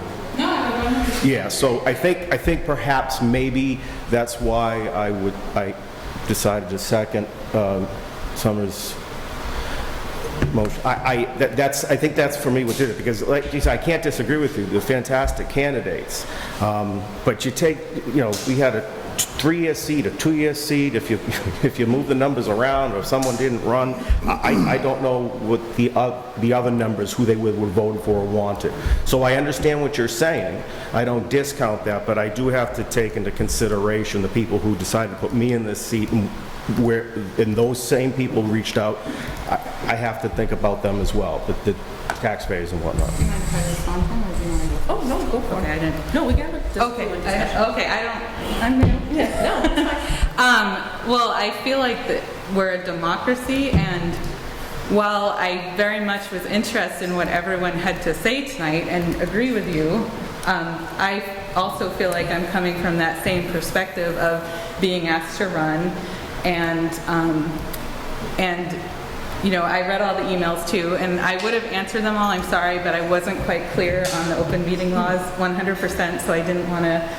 So I do appreciate the time and the caring that everyone's taken into it, but I feel like we can't ignore the democratic process of voting.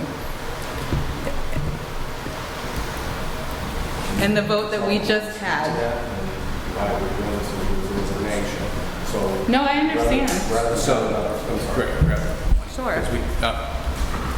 I'm sorry, Jim. Go ahead. No, I agree with the democratic process. I'm with you. There's no disagreement there. We had someone resign. There's an open seat. It needs to be filled. So less having another election for this open seat. This is the way it's been done in the past, is it not? Can you speak to that? Can you clarify? So last year we had an opening on the school committee. We had a number of candidates come forward, and there was a joint vote between the Board of Selectmen and the school committee to fill that vote. So that's how it's been done in the past. I think the 2 candidates that won the election are sitting on the side of the table right now, and I think that that's what you take away from the results of an election. Because if 2 people voted for you, both of you, they didn't vote for anyone else. So they voted for 2 because that's what the ballot said, vote for 2. And I think the 2 people that won the election are sitting here. And that's what I think you got from the democratic process. Now it's up to us to make that, now it's up to us to make the decision on who to replace Allison's seat when she resigned. It is for a term that ends at the next ballot, which would be, yep. So this term would end up being, she has 1 year left after that. So it would be a 1 year ballot and a 3-year term. So a 1 year term and a 3 year term at the next election. So that's how the process works. Can we hear from Ashley and Troy?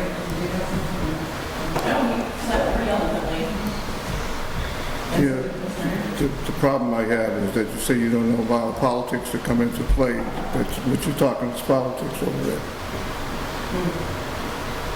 So Was the election Is bringing up the election, Paul? on maybe what I meant? I was speaking about something specific. And that's another issue I don't think we want to take up our time here tonight. Okay, this is a political process.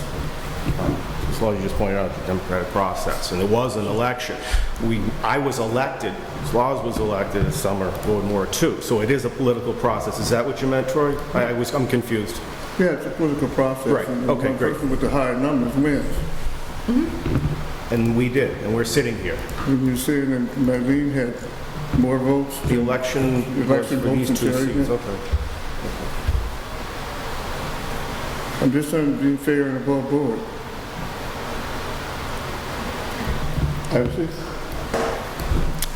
I think the last election had a lot of candidates in one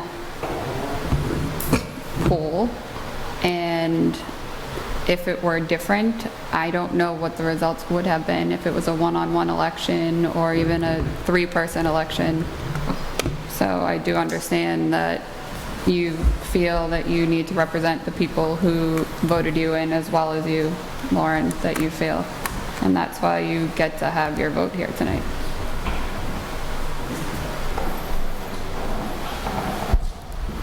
Thank you. And my understanding is in the past, when there's been a vacancy, that the election was taken into result, that someone did, at least when Alex Mead was appointed before he was elected, that was taken into account, that he got the third most votes. And so I still feel like we need to listen to the will of the people because of the democratic process. I think the voting is extremely important to consider, and I understand your points of view, but I don't feel like I've heard something that says we should discount the number of votes that Marlene actually got in the election.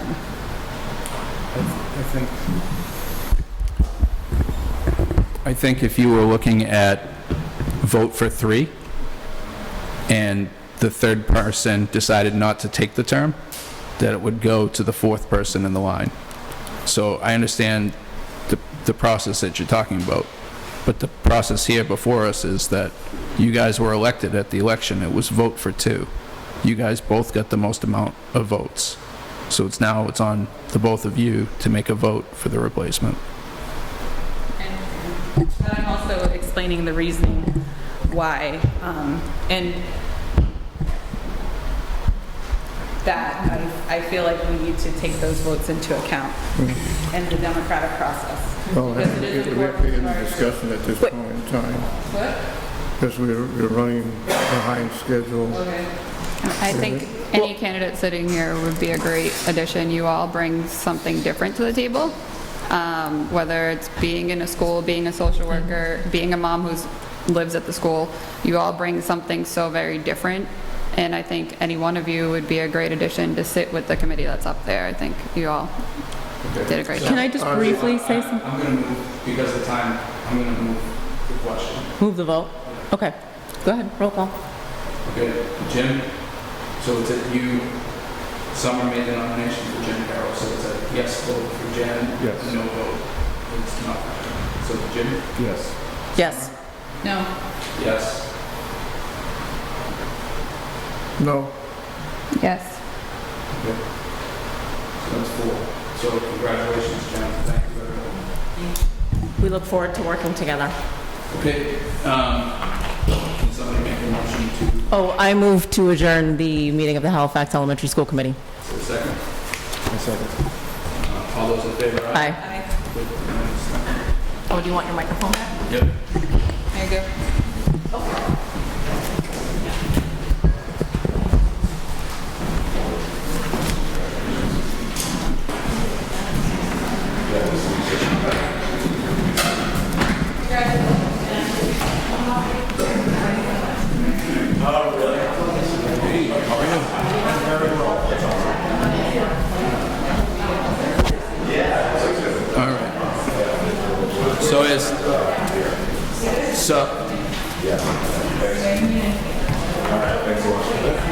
Thank you, everyone. So we have, as Troy pointed out, we are running behind. We're 10 minutes behind. Could we have... Folks, sorry, we've got more appointments.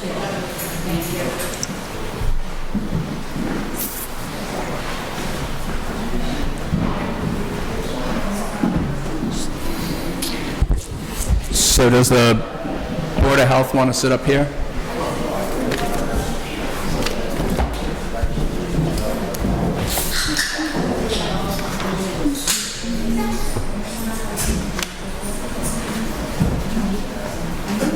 Do you guys want to sit up at the table, and I'll bring you guys the mic, so you guys get to ask questions too, and I'll still get the mic.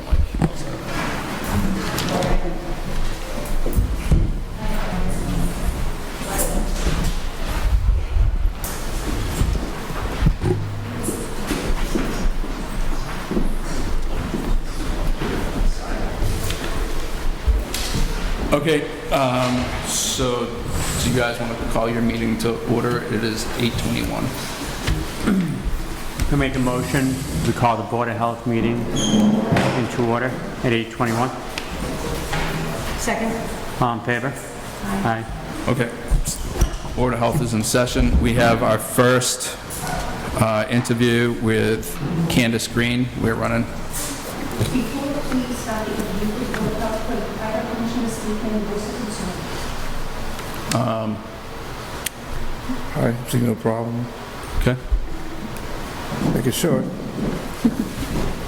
Thank you for this opportunity to voice my concern. I'm Peggy Selter. I'm the administrative assistant for the Board of Health. Mr. Mascio submitted a talent blank form for the Board of Health, the open seat. And though I don't know Mr. Mascio personally, as an employee for the town, I have concerns. He has openly and publicly implied that the town employees are Nazis and communists. And as an employee, I am concerned and worried about that. So I guess my question is, why? Why are you entertaining Mr. Mascio for any open seat when he is clearly biased and bigoted? She's saying, she's talking about me, I can't hear anything. Is this pertaining to me? Yes. I can't hear anything she's saying. I spoke into the microphone.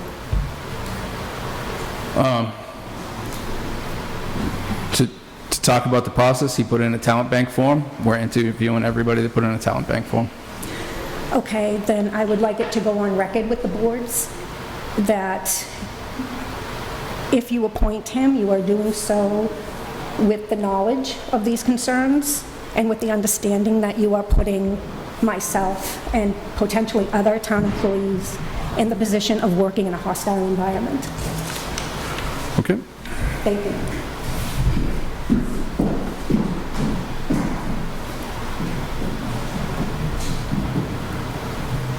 Okay, Ms. Green.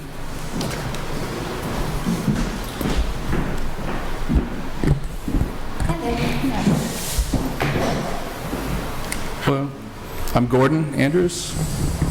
Troy Guerin. Ashley DeSessa. Hi, I'm Dr. Candace Green. Nice to meet you. Nice to meet you. And over here? And Steve McFawn. Do you want to tell us about you? Sure. Again, folks. Could, Microphone, sorry. Mics, please. Oh, sorry, Charlie. It's green. Is it green? Yeah, then just talk to me. Can you ask them to... Oh, you can't close that door. Thanks, Ken. Ask them to step inside. So my name's Dr. Candace Green. I have lived in Halifax for 9 years now. I have 2 boys in Halifax Elementary School. They're in 2nd grade and kindergarten, and they're active in town youth sports. I have over 15 years of healthcare experience. I started working as an EMT when I was 18 years old, and through nursing school I worked as a nursing assistant. My first job out of nursing school, I worked at Tufts in Boston and then Boston Children's Hospital for 8 years. And for the last 4 years, I have been working in the community in a primary care office. I have worked with babies, children, young adults, and our senior patients. And I would love to bring some of that experience to the Board of Health and to help serve our community. I was going to ask you what your qualifications were, but Yeah, she just answered all my questions. I was going to say, why do you want to be on the Board of Health? And she just, what qualifications do you have? your schedule is such that you would be able to attend the meetings of the board? Yes, yep. I work a regular 9-to-5 job. I live 5 minutes away, and my husband's very supportive with taking care of our kids, so absolutely. How do you deal with adversity? How do I do? Every day. I meet patients every day, and we don't see eye to eye. And it's about finding common ground, finding a solution that works for everyone and keeps them safe, and, goes along with my experiences in healthcare so that I know that they're going to be safe, and finding that common ground that works for everyone.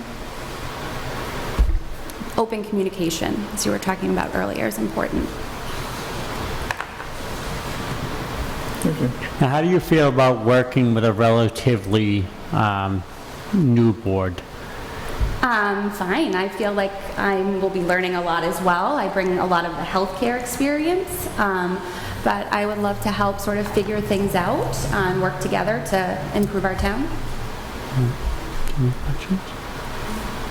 I'd say you covered everything very well. Thank you very much. She's been here listening to us. She had it all written down, so we didn't have to ask her anything. What was that? Sorry. A couple of the mics, for whatever reason, is you can't hear very well. The mics are just feeding back. Oh. So that's Troy, did you have any other questions? Not at this time. Ashley? Nope. You're available to meet for their meetings, and My understanding was about 2 a month usually in the evenings. First and third Wednesday of the month. Perfect. Not a problem. Okay. Thanks. Yeah. Thank you. Thank you. Thank you. We are running behind. Our next appointment is Mr. Mazzio, 8:20. So we're running about 7 minutes behind. My name is David Massio. I have lived in Halifax a little over 5 years. I'm a father of 3, twin boy, girl, 10, and currently on his way to 16-year-old boy, goes to Silver Lake Regional High School. I'm a heavy equipment mechanic. I've been in construction for well over 20 years, dealt with a lot of different things in the field. Currently work in recycling as a heavy equipment mechanic. I've done pretty much that my whole life. One side note is that I think I heard this young lady say that I would bring a hostile environment to something. I think the better term would be that I'm enthusiastic more than that. There's a lot of people that do know me, but I don't think that I would ever bring anything hostile to this. I'm volunteering my time to this board so that I can help the town with other people that are here volunteering their time to guide the town through the processes that they need to get through what the Board of Health is for our taxpayers. I'm looking forward to helping guide people, because that's what we need, is guidance. Our town people need guidance. They don't need someone running off telling them how to do things. People need to be taught. They need to understand what is right and wrong for what they're trying to do, whether it's food, sanitation, home, septic systems, whatever the Board of Health arm reaches out to. This is what I want to do to help people, to help them understand what needs to be done. not to force them unless it needs to be done under the guidance, under the guidelines of what the Board of Health extended out to, you know, environmental protection, you know, so on and so forth. But this is why I'm here. I did put a talent bank form in for more than one position in this town because this is what I want to do. I wouldn't be here if I wasn't trying to give my time to this town, to our residents, without hostility, but with perseverance so that I can help other people that need help. Good. Troy? You seem to have a preconceived idea of what should be done at the Board of Health. Have you worked in the field before? No, I've been following along quite a lot with the town by going to town meetings, by attending some of the Board of Health meetings. I have read up on Board of Health regulations, and one of the things that was suggested to me was if I was to be involved in these boards, is to be versed in this stuff, understand it. I have a lot to learn. I'm not experienced. I'm sure there's more qualified people that will be more experienced for this position, but it doesn't stray me from the fact that I want to give my time and attention and learn as much as I can to help guide them, to help the Board of Health and learn from the people that are in the position. Would you be able, your schedule, to attend the meetings? Yes. There would be no conflict there?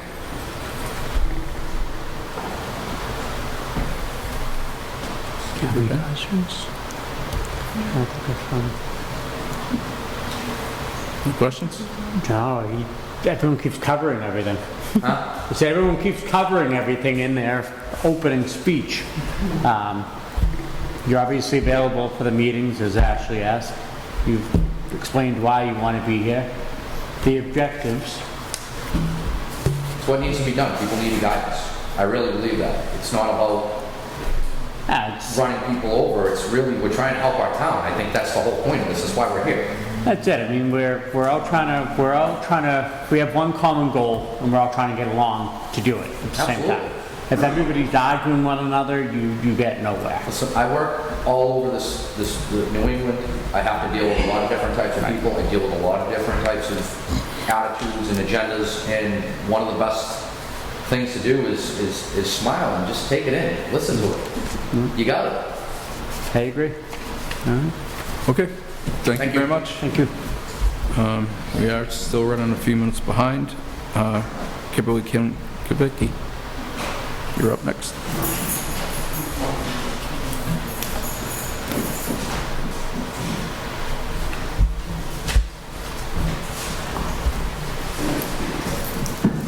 Evening, everyone. What? You want to tell us about you and why you want to be on the Board of Health? My name's Kimberly Kavicki. My talent blank form is older, but when Peggy emailed me and asked if I'd still be interested, of course I did. The Board of Health is an autonomous board. It's one of the most important boards that you have to have a quorum for in a municipality. I have knowledge in emergency management, multiple vector and Epstein-Barr diseases, the sanitary housing codes, somewhat equipped with septics. I can read a plan, but I'm new, so I'm going to have to refer to Bob and Peggy and some of the bylaws for basics and to make sure there's compliance and things. But my interest is just to serve the community as a need and to support Bob and Peggy in their office. I've enjoyed working with Bob as a Girl Scout leader and as an individual in town. The board as a whole has never, since Adriana passed, and I have known Kathy and the Board of Health, have never been a horrible board or other things. I know there were some concerns with others and conflict of interest, but I never much got involved with that other than the voting booth. I know Troy asked another candidate about diversity. I think diversity is great as long as we can have respectful for conversations and that it stays within the rules. I think that diversity with belonging can only bring growth to the town. I don't think there's anything wrong with that. I think it's a great thing. Troy? Do you have any preconceived ideas of how the health board should be run? I'm sorry, I can't hear Any you. preconceived ideas of how the board should be run? How the board should be run? honestly and with integrity and under the mass standards and by our bylaws. You know, it's not that hard to follow the open meeting law or file if you might have a conflict of interest. And the Board of Health rules state and federally in our bylaws are very straightforward and clear. I just think that they need to be followed. And I think the Board of Health's office over the years with my personal involvement, they've done that and they've done a good job at it, other than what rumors have come forth. But again, not privy to such information or what may have gone on behind closed doors. I just think the town's entered a new chapter. And I think it's unfortunate that we've had so many resignations after the election. I think a lot of those that resigned have done a good job. Ashley? How long have you lived here? Since 2001 with a small break of 4 years. And we've been at Plymouth Street since Halloween of 18. We signed for the single family and became homeowners on Halloween of 2018. So about 3 years in that house. Are you able to do the meetings? They were talking about the 2 Wednesday nights and... Yes, Wednesday nights are perfect. They fit in with things. I spoke to Mr. Andrews briefly about appointed and elected seats, but where I'm an associate member with Conservation, that doesn't involve us yet, and it doesn't involve the Board of Health. Okay. That was what the information that the Attorney General gave back, so. Okay. And you realize it's just 1 year, and you're aware of that. You just be basically riding out the open position. I do. Thought it was only 1 year left on John, correct? Yes. So if there's longer than 1 year left, your appointment goes to the ballot, basically. If it would be a 3-year term, that if John's term is up at the next May election, then it would be for a 3-year term that you'd be running for. Right, but she would have to run to get past this year, correct? Well, the appointment would be until May of 22. Yes. Okay. I just wanted to make sure I understood correctly. Yep. I do understand if I wanted to stay as a board member, I'd have to run. Okay. And if that was my decision, I'd hope there'd be lots of people to run against me, and the interest that is generated lately stays this way. I think the interest is great. Now, if you, have you been to any of the meetings to kind of see kind of what goes on, how it transpires? I've been following your meeting minutes. Any questions? No? All right, thank you very much. Thank you.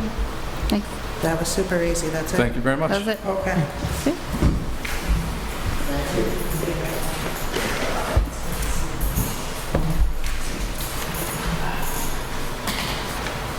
So earlier, Marlene, back a number of days ago, had indicated that she was withdrawing her talent bank for Board of Health. Tom Mayes had sent the board the letter, it's in your files, indicating the same today. So he's actually wrote in favor of Mr. Diaz, that would be your next appointment. So the next appointment's at 9 o'clock, so we've got 22 minutes. He moves up 8:40 because of that's what the letter said. With the other two cancellations, you can... So we can pull them forward? Yep. Okay. Mr. Diaz?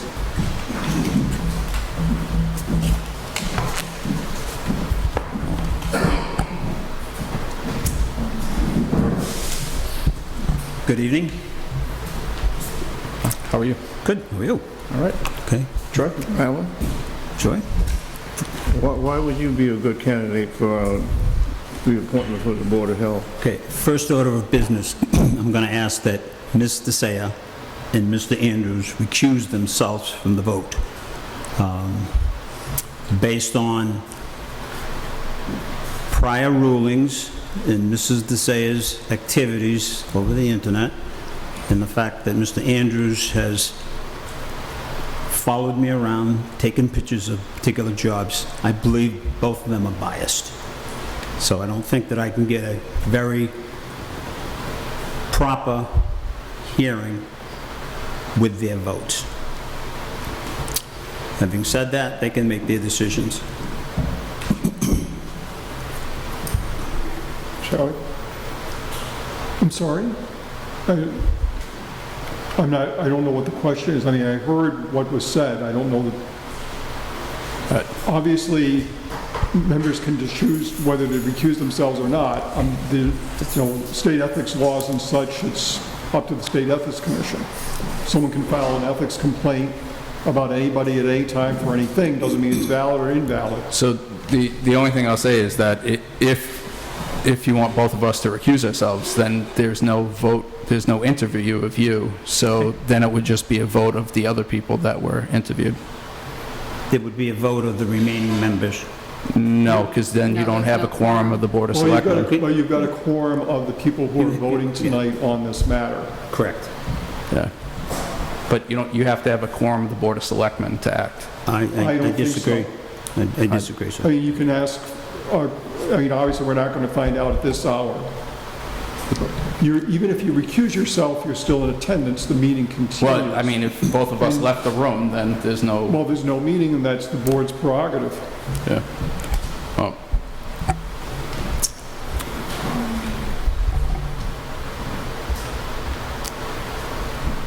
It's your call. I'll continue with the interview. You could just, If for the record, if you feel we're going to be biased, then that's your call. Okay, so you should recuse yourself on the record. I'm not going to. Okay. That's your opinion of me. All right. I didn't recuse myself when I interviewed you the last time, right? You never interviewed me. Yes, I did interview you for the planning board opening. You didn't ask me to recuse myself then.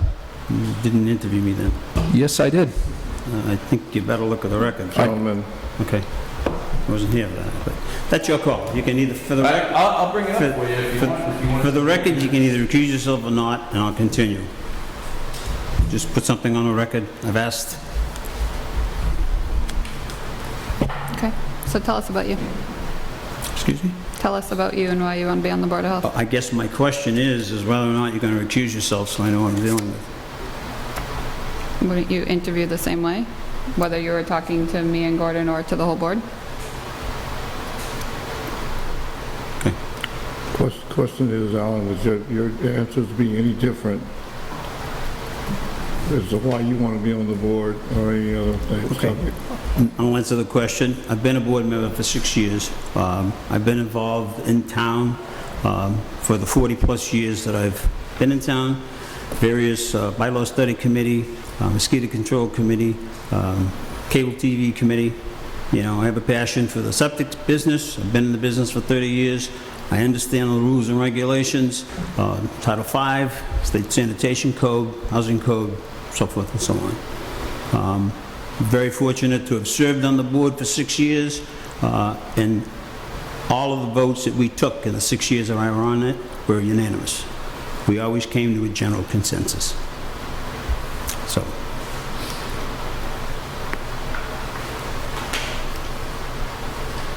How do you deal with adversity? I think pretty good. I think I can handle myself well, and I think I've been very fair and reasonable to the homeowners in town. My lifelong business in the septic business has been working for homeowners, so I really will give them the deference when it comes to looking and interpreting, you know, some of our statutes. So, Mr. Garin, or Select Board, I do have a question. How does it work? And I mean nothing against anybody, just kind of curious. If you lose a vote, do you have the ability to come back on a talent board? And if you're essentially voted out by the people, can you, I don't want to use the word legally, but can you come back and retry for the same election? I just want to make sure that I'm understanding everything completely. It falls in the same realm as it felt before. Politics are involved in it. One way or another, if the person is qualified for the position, they're qualified. If not, I just want to make sure because that was something I've been thinking in my head, just...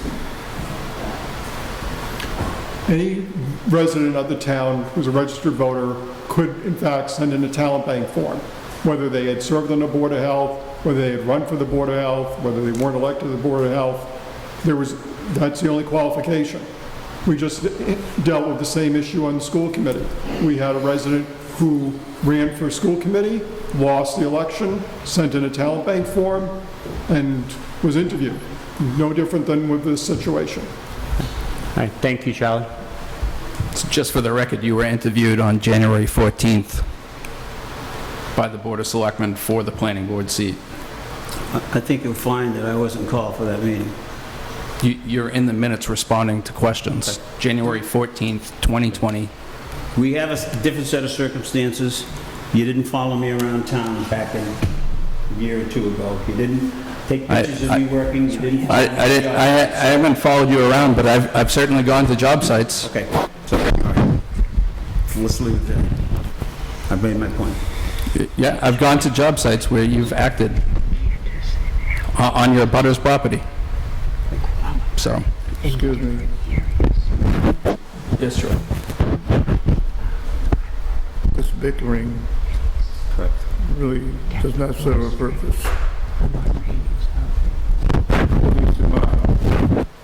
So I don't know what to do. Okay, the decision has to be made one way or another night, hopefully on the town and the individuals. Okay, all right. Any further questions? No. Mr. Chairman, I don't know whether you're accepting comments at all. We did have one person who put their hand up. I don't know if... No, we didn't accept comments otherwise. That's why I'm asking. Okay. Thank you. Thank you. Okay. Does anyone have a nomination? I nominate Candace Green. Is there a second?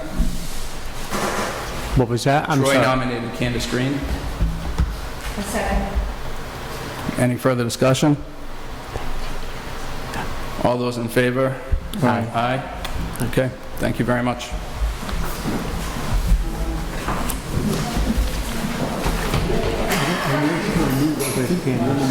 All right, why don't we take a 3-minute break to stretch?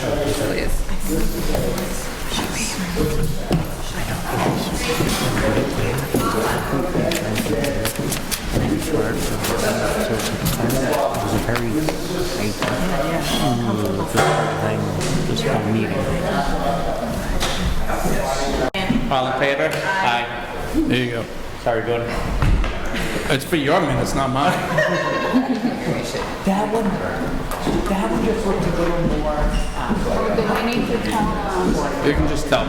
Yeah. The Board of Health is adjourned.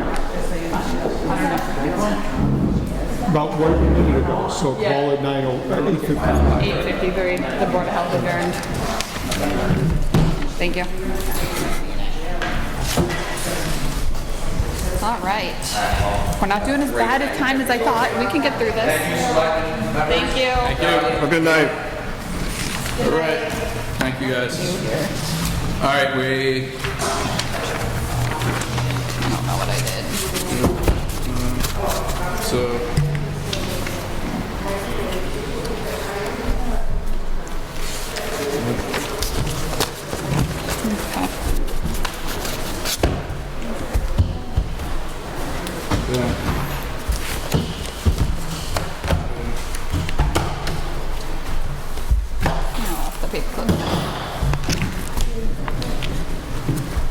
All right, we are back. It is... We're back. 8:55.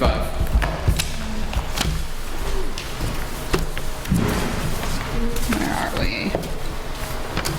Over here.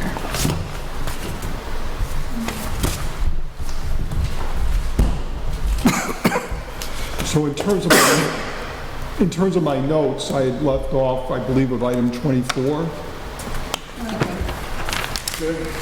So this is a contract with Waste Management for recycling, tipping services, in that the town obviously does its own curbside recycling. It's brought to Waste Management's facility, and we pay a charge. Used to be, of course, you could get paid for recycling, but the markets have changed dramatically during the last couple of decades, and now the town has to pay to get rid of recycling along with getting rid of normal trash. There's no one else out there right now accepting that was willing to make an offer for the town. So both Steve Hayward and Susan Johnson are recommending signing the contract for waste management tipping services. The board approves and the chair signs on behalf of the board and the town. Is there a motion? So moved. Is there a second? Second. All those in favor, aye? Aye. Aye. Unanimous? Old Colony Planning Council, the Amy L. Troop, who was a town's representative to the council, has resigned as the town's representative. A letter should be sent to her, and then we can put out the word that whether it's another member of the planning board or a member of the general public, if they're interested in serving, we'll do that. Silver Lake and School Chapter 70 finances. I know, luckily we had Kathleen Latry here back on Friday, and various members of the board had talked with her about having another meeting with her and Senator Brady about Chapter 70 finances, charter school finances, and Silver Lake, and all that associated issues. I'm going to aim for the 27th. The main legislative session should be done, I believe, the middle of July, so their schedule should be easier to meet, if that's agreeable to the board. Does that work for everyone? Yeah. I mean, it's a regular meeting. Yeah. It's going to be a regular meeting night, but... Okay.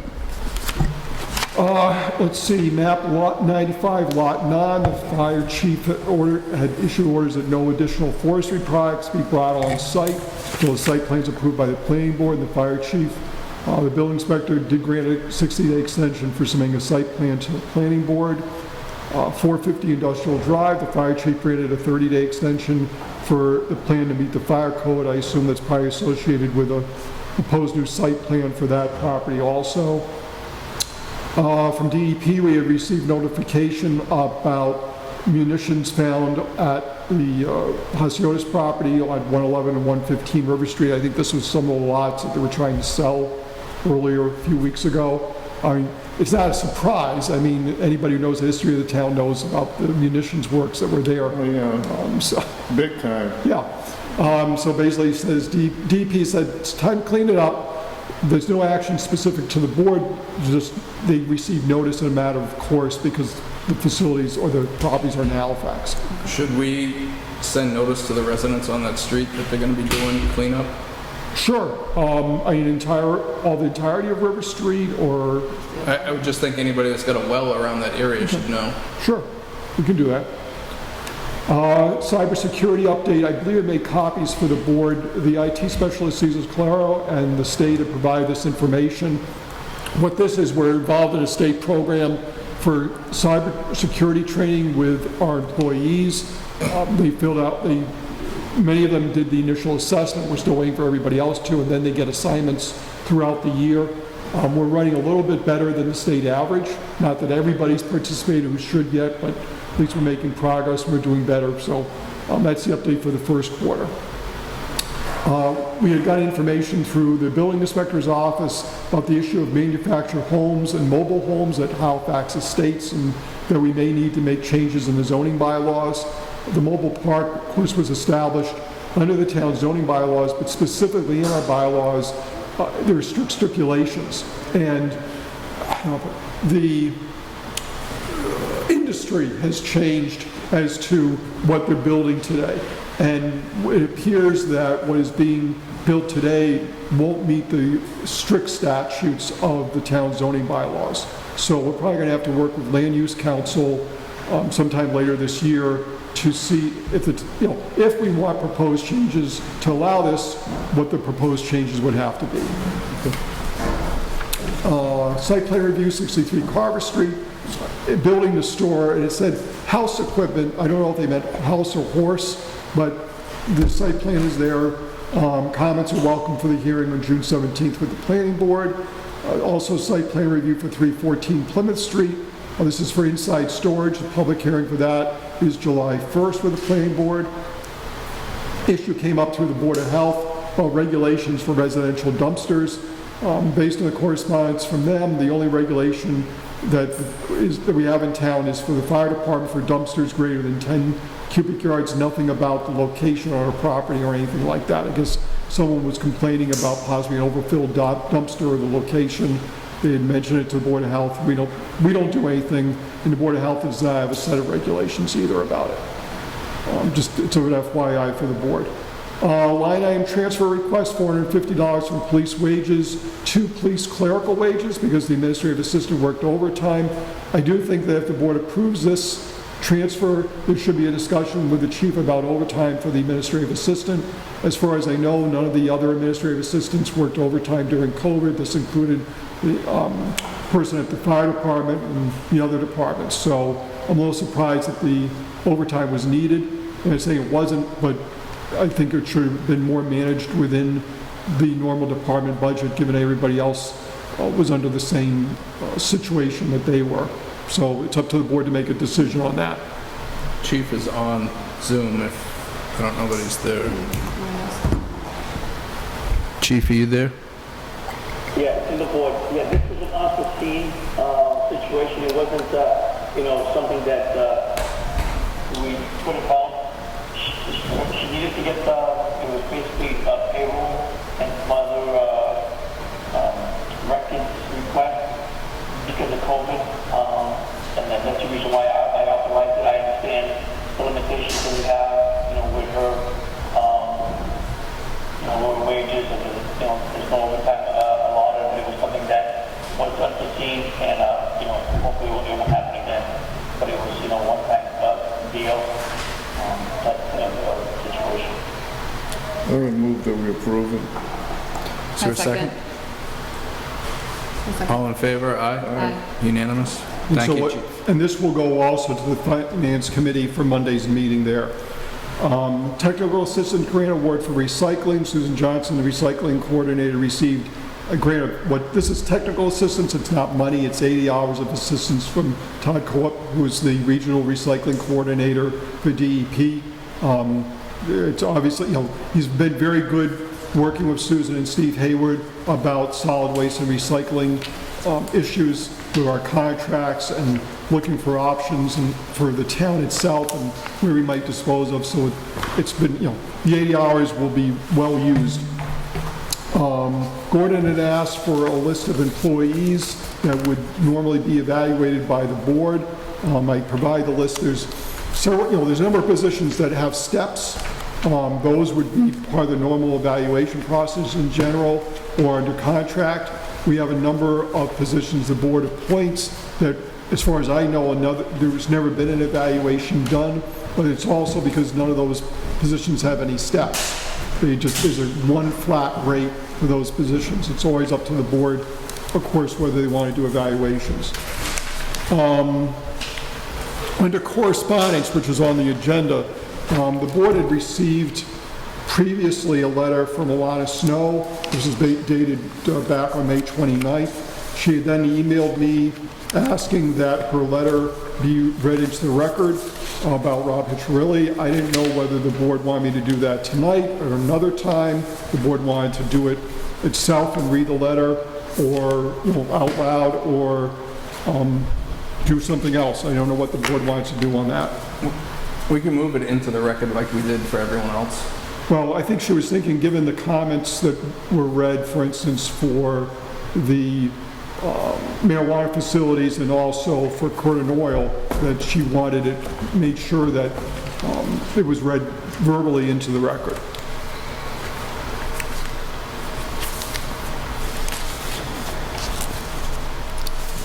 I personally don't see any harm in it, but at the same time, the time is of the essence.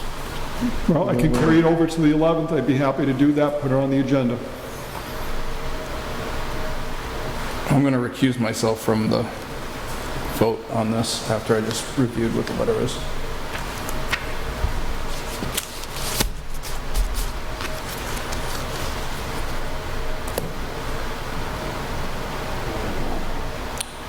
I said we read it in, but maybe on the 11th, because we leave ours. Happy to do that. Okay. Pam, there were some road cuts. No, we were going to do the road cuts on the 11th. Right. Do we have anything else?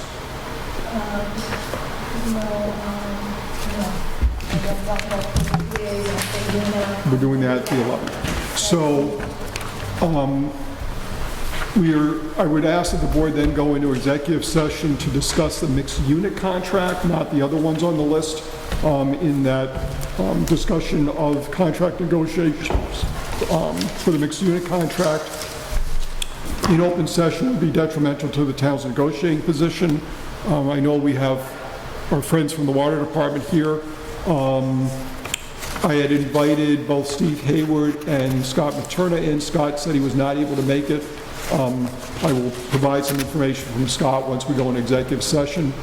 I don't know if the board has any other business that wants to do an open session before that.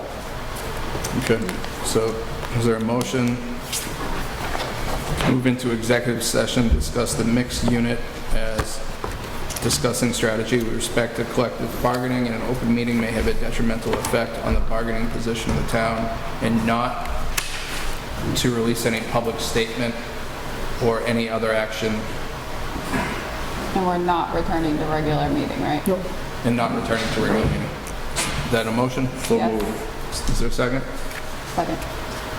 Troy? Yes. Ashley? Yes. Myself, yes. Okay, thank you. Good night.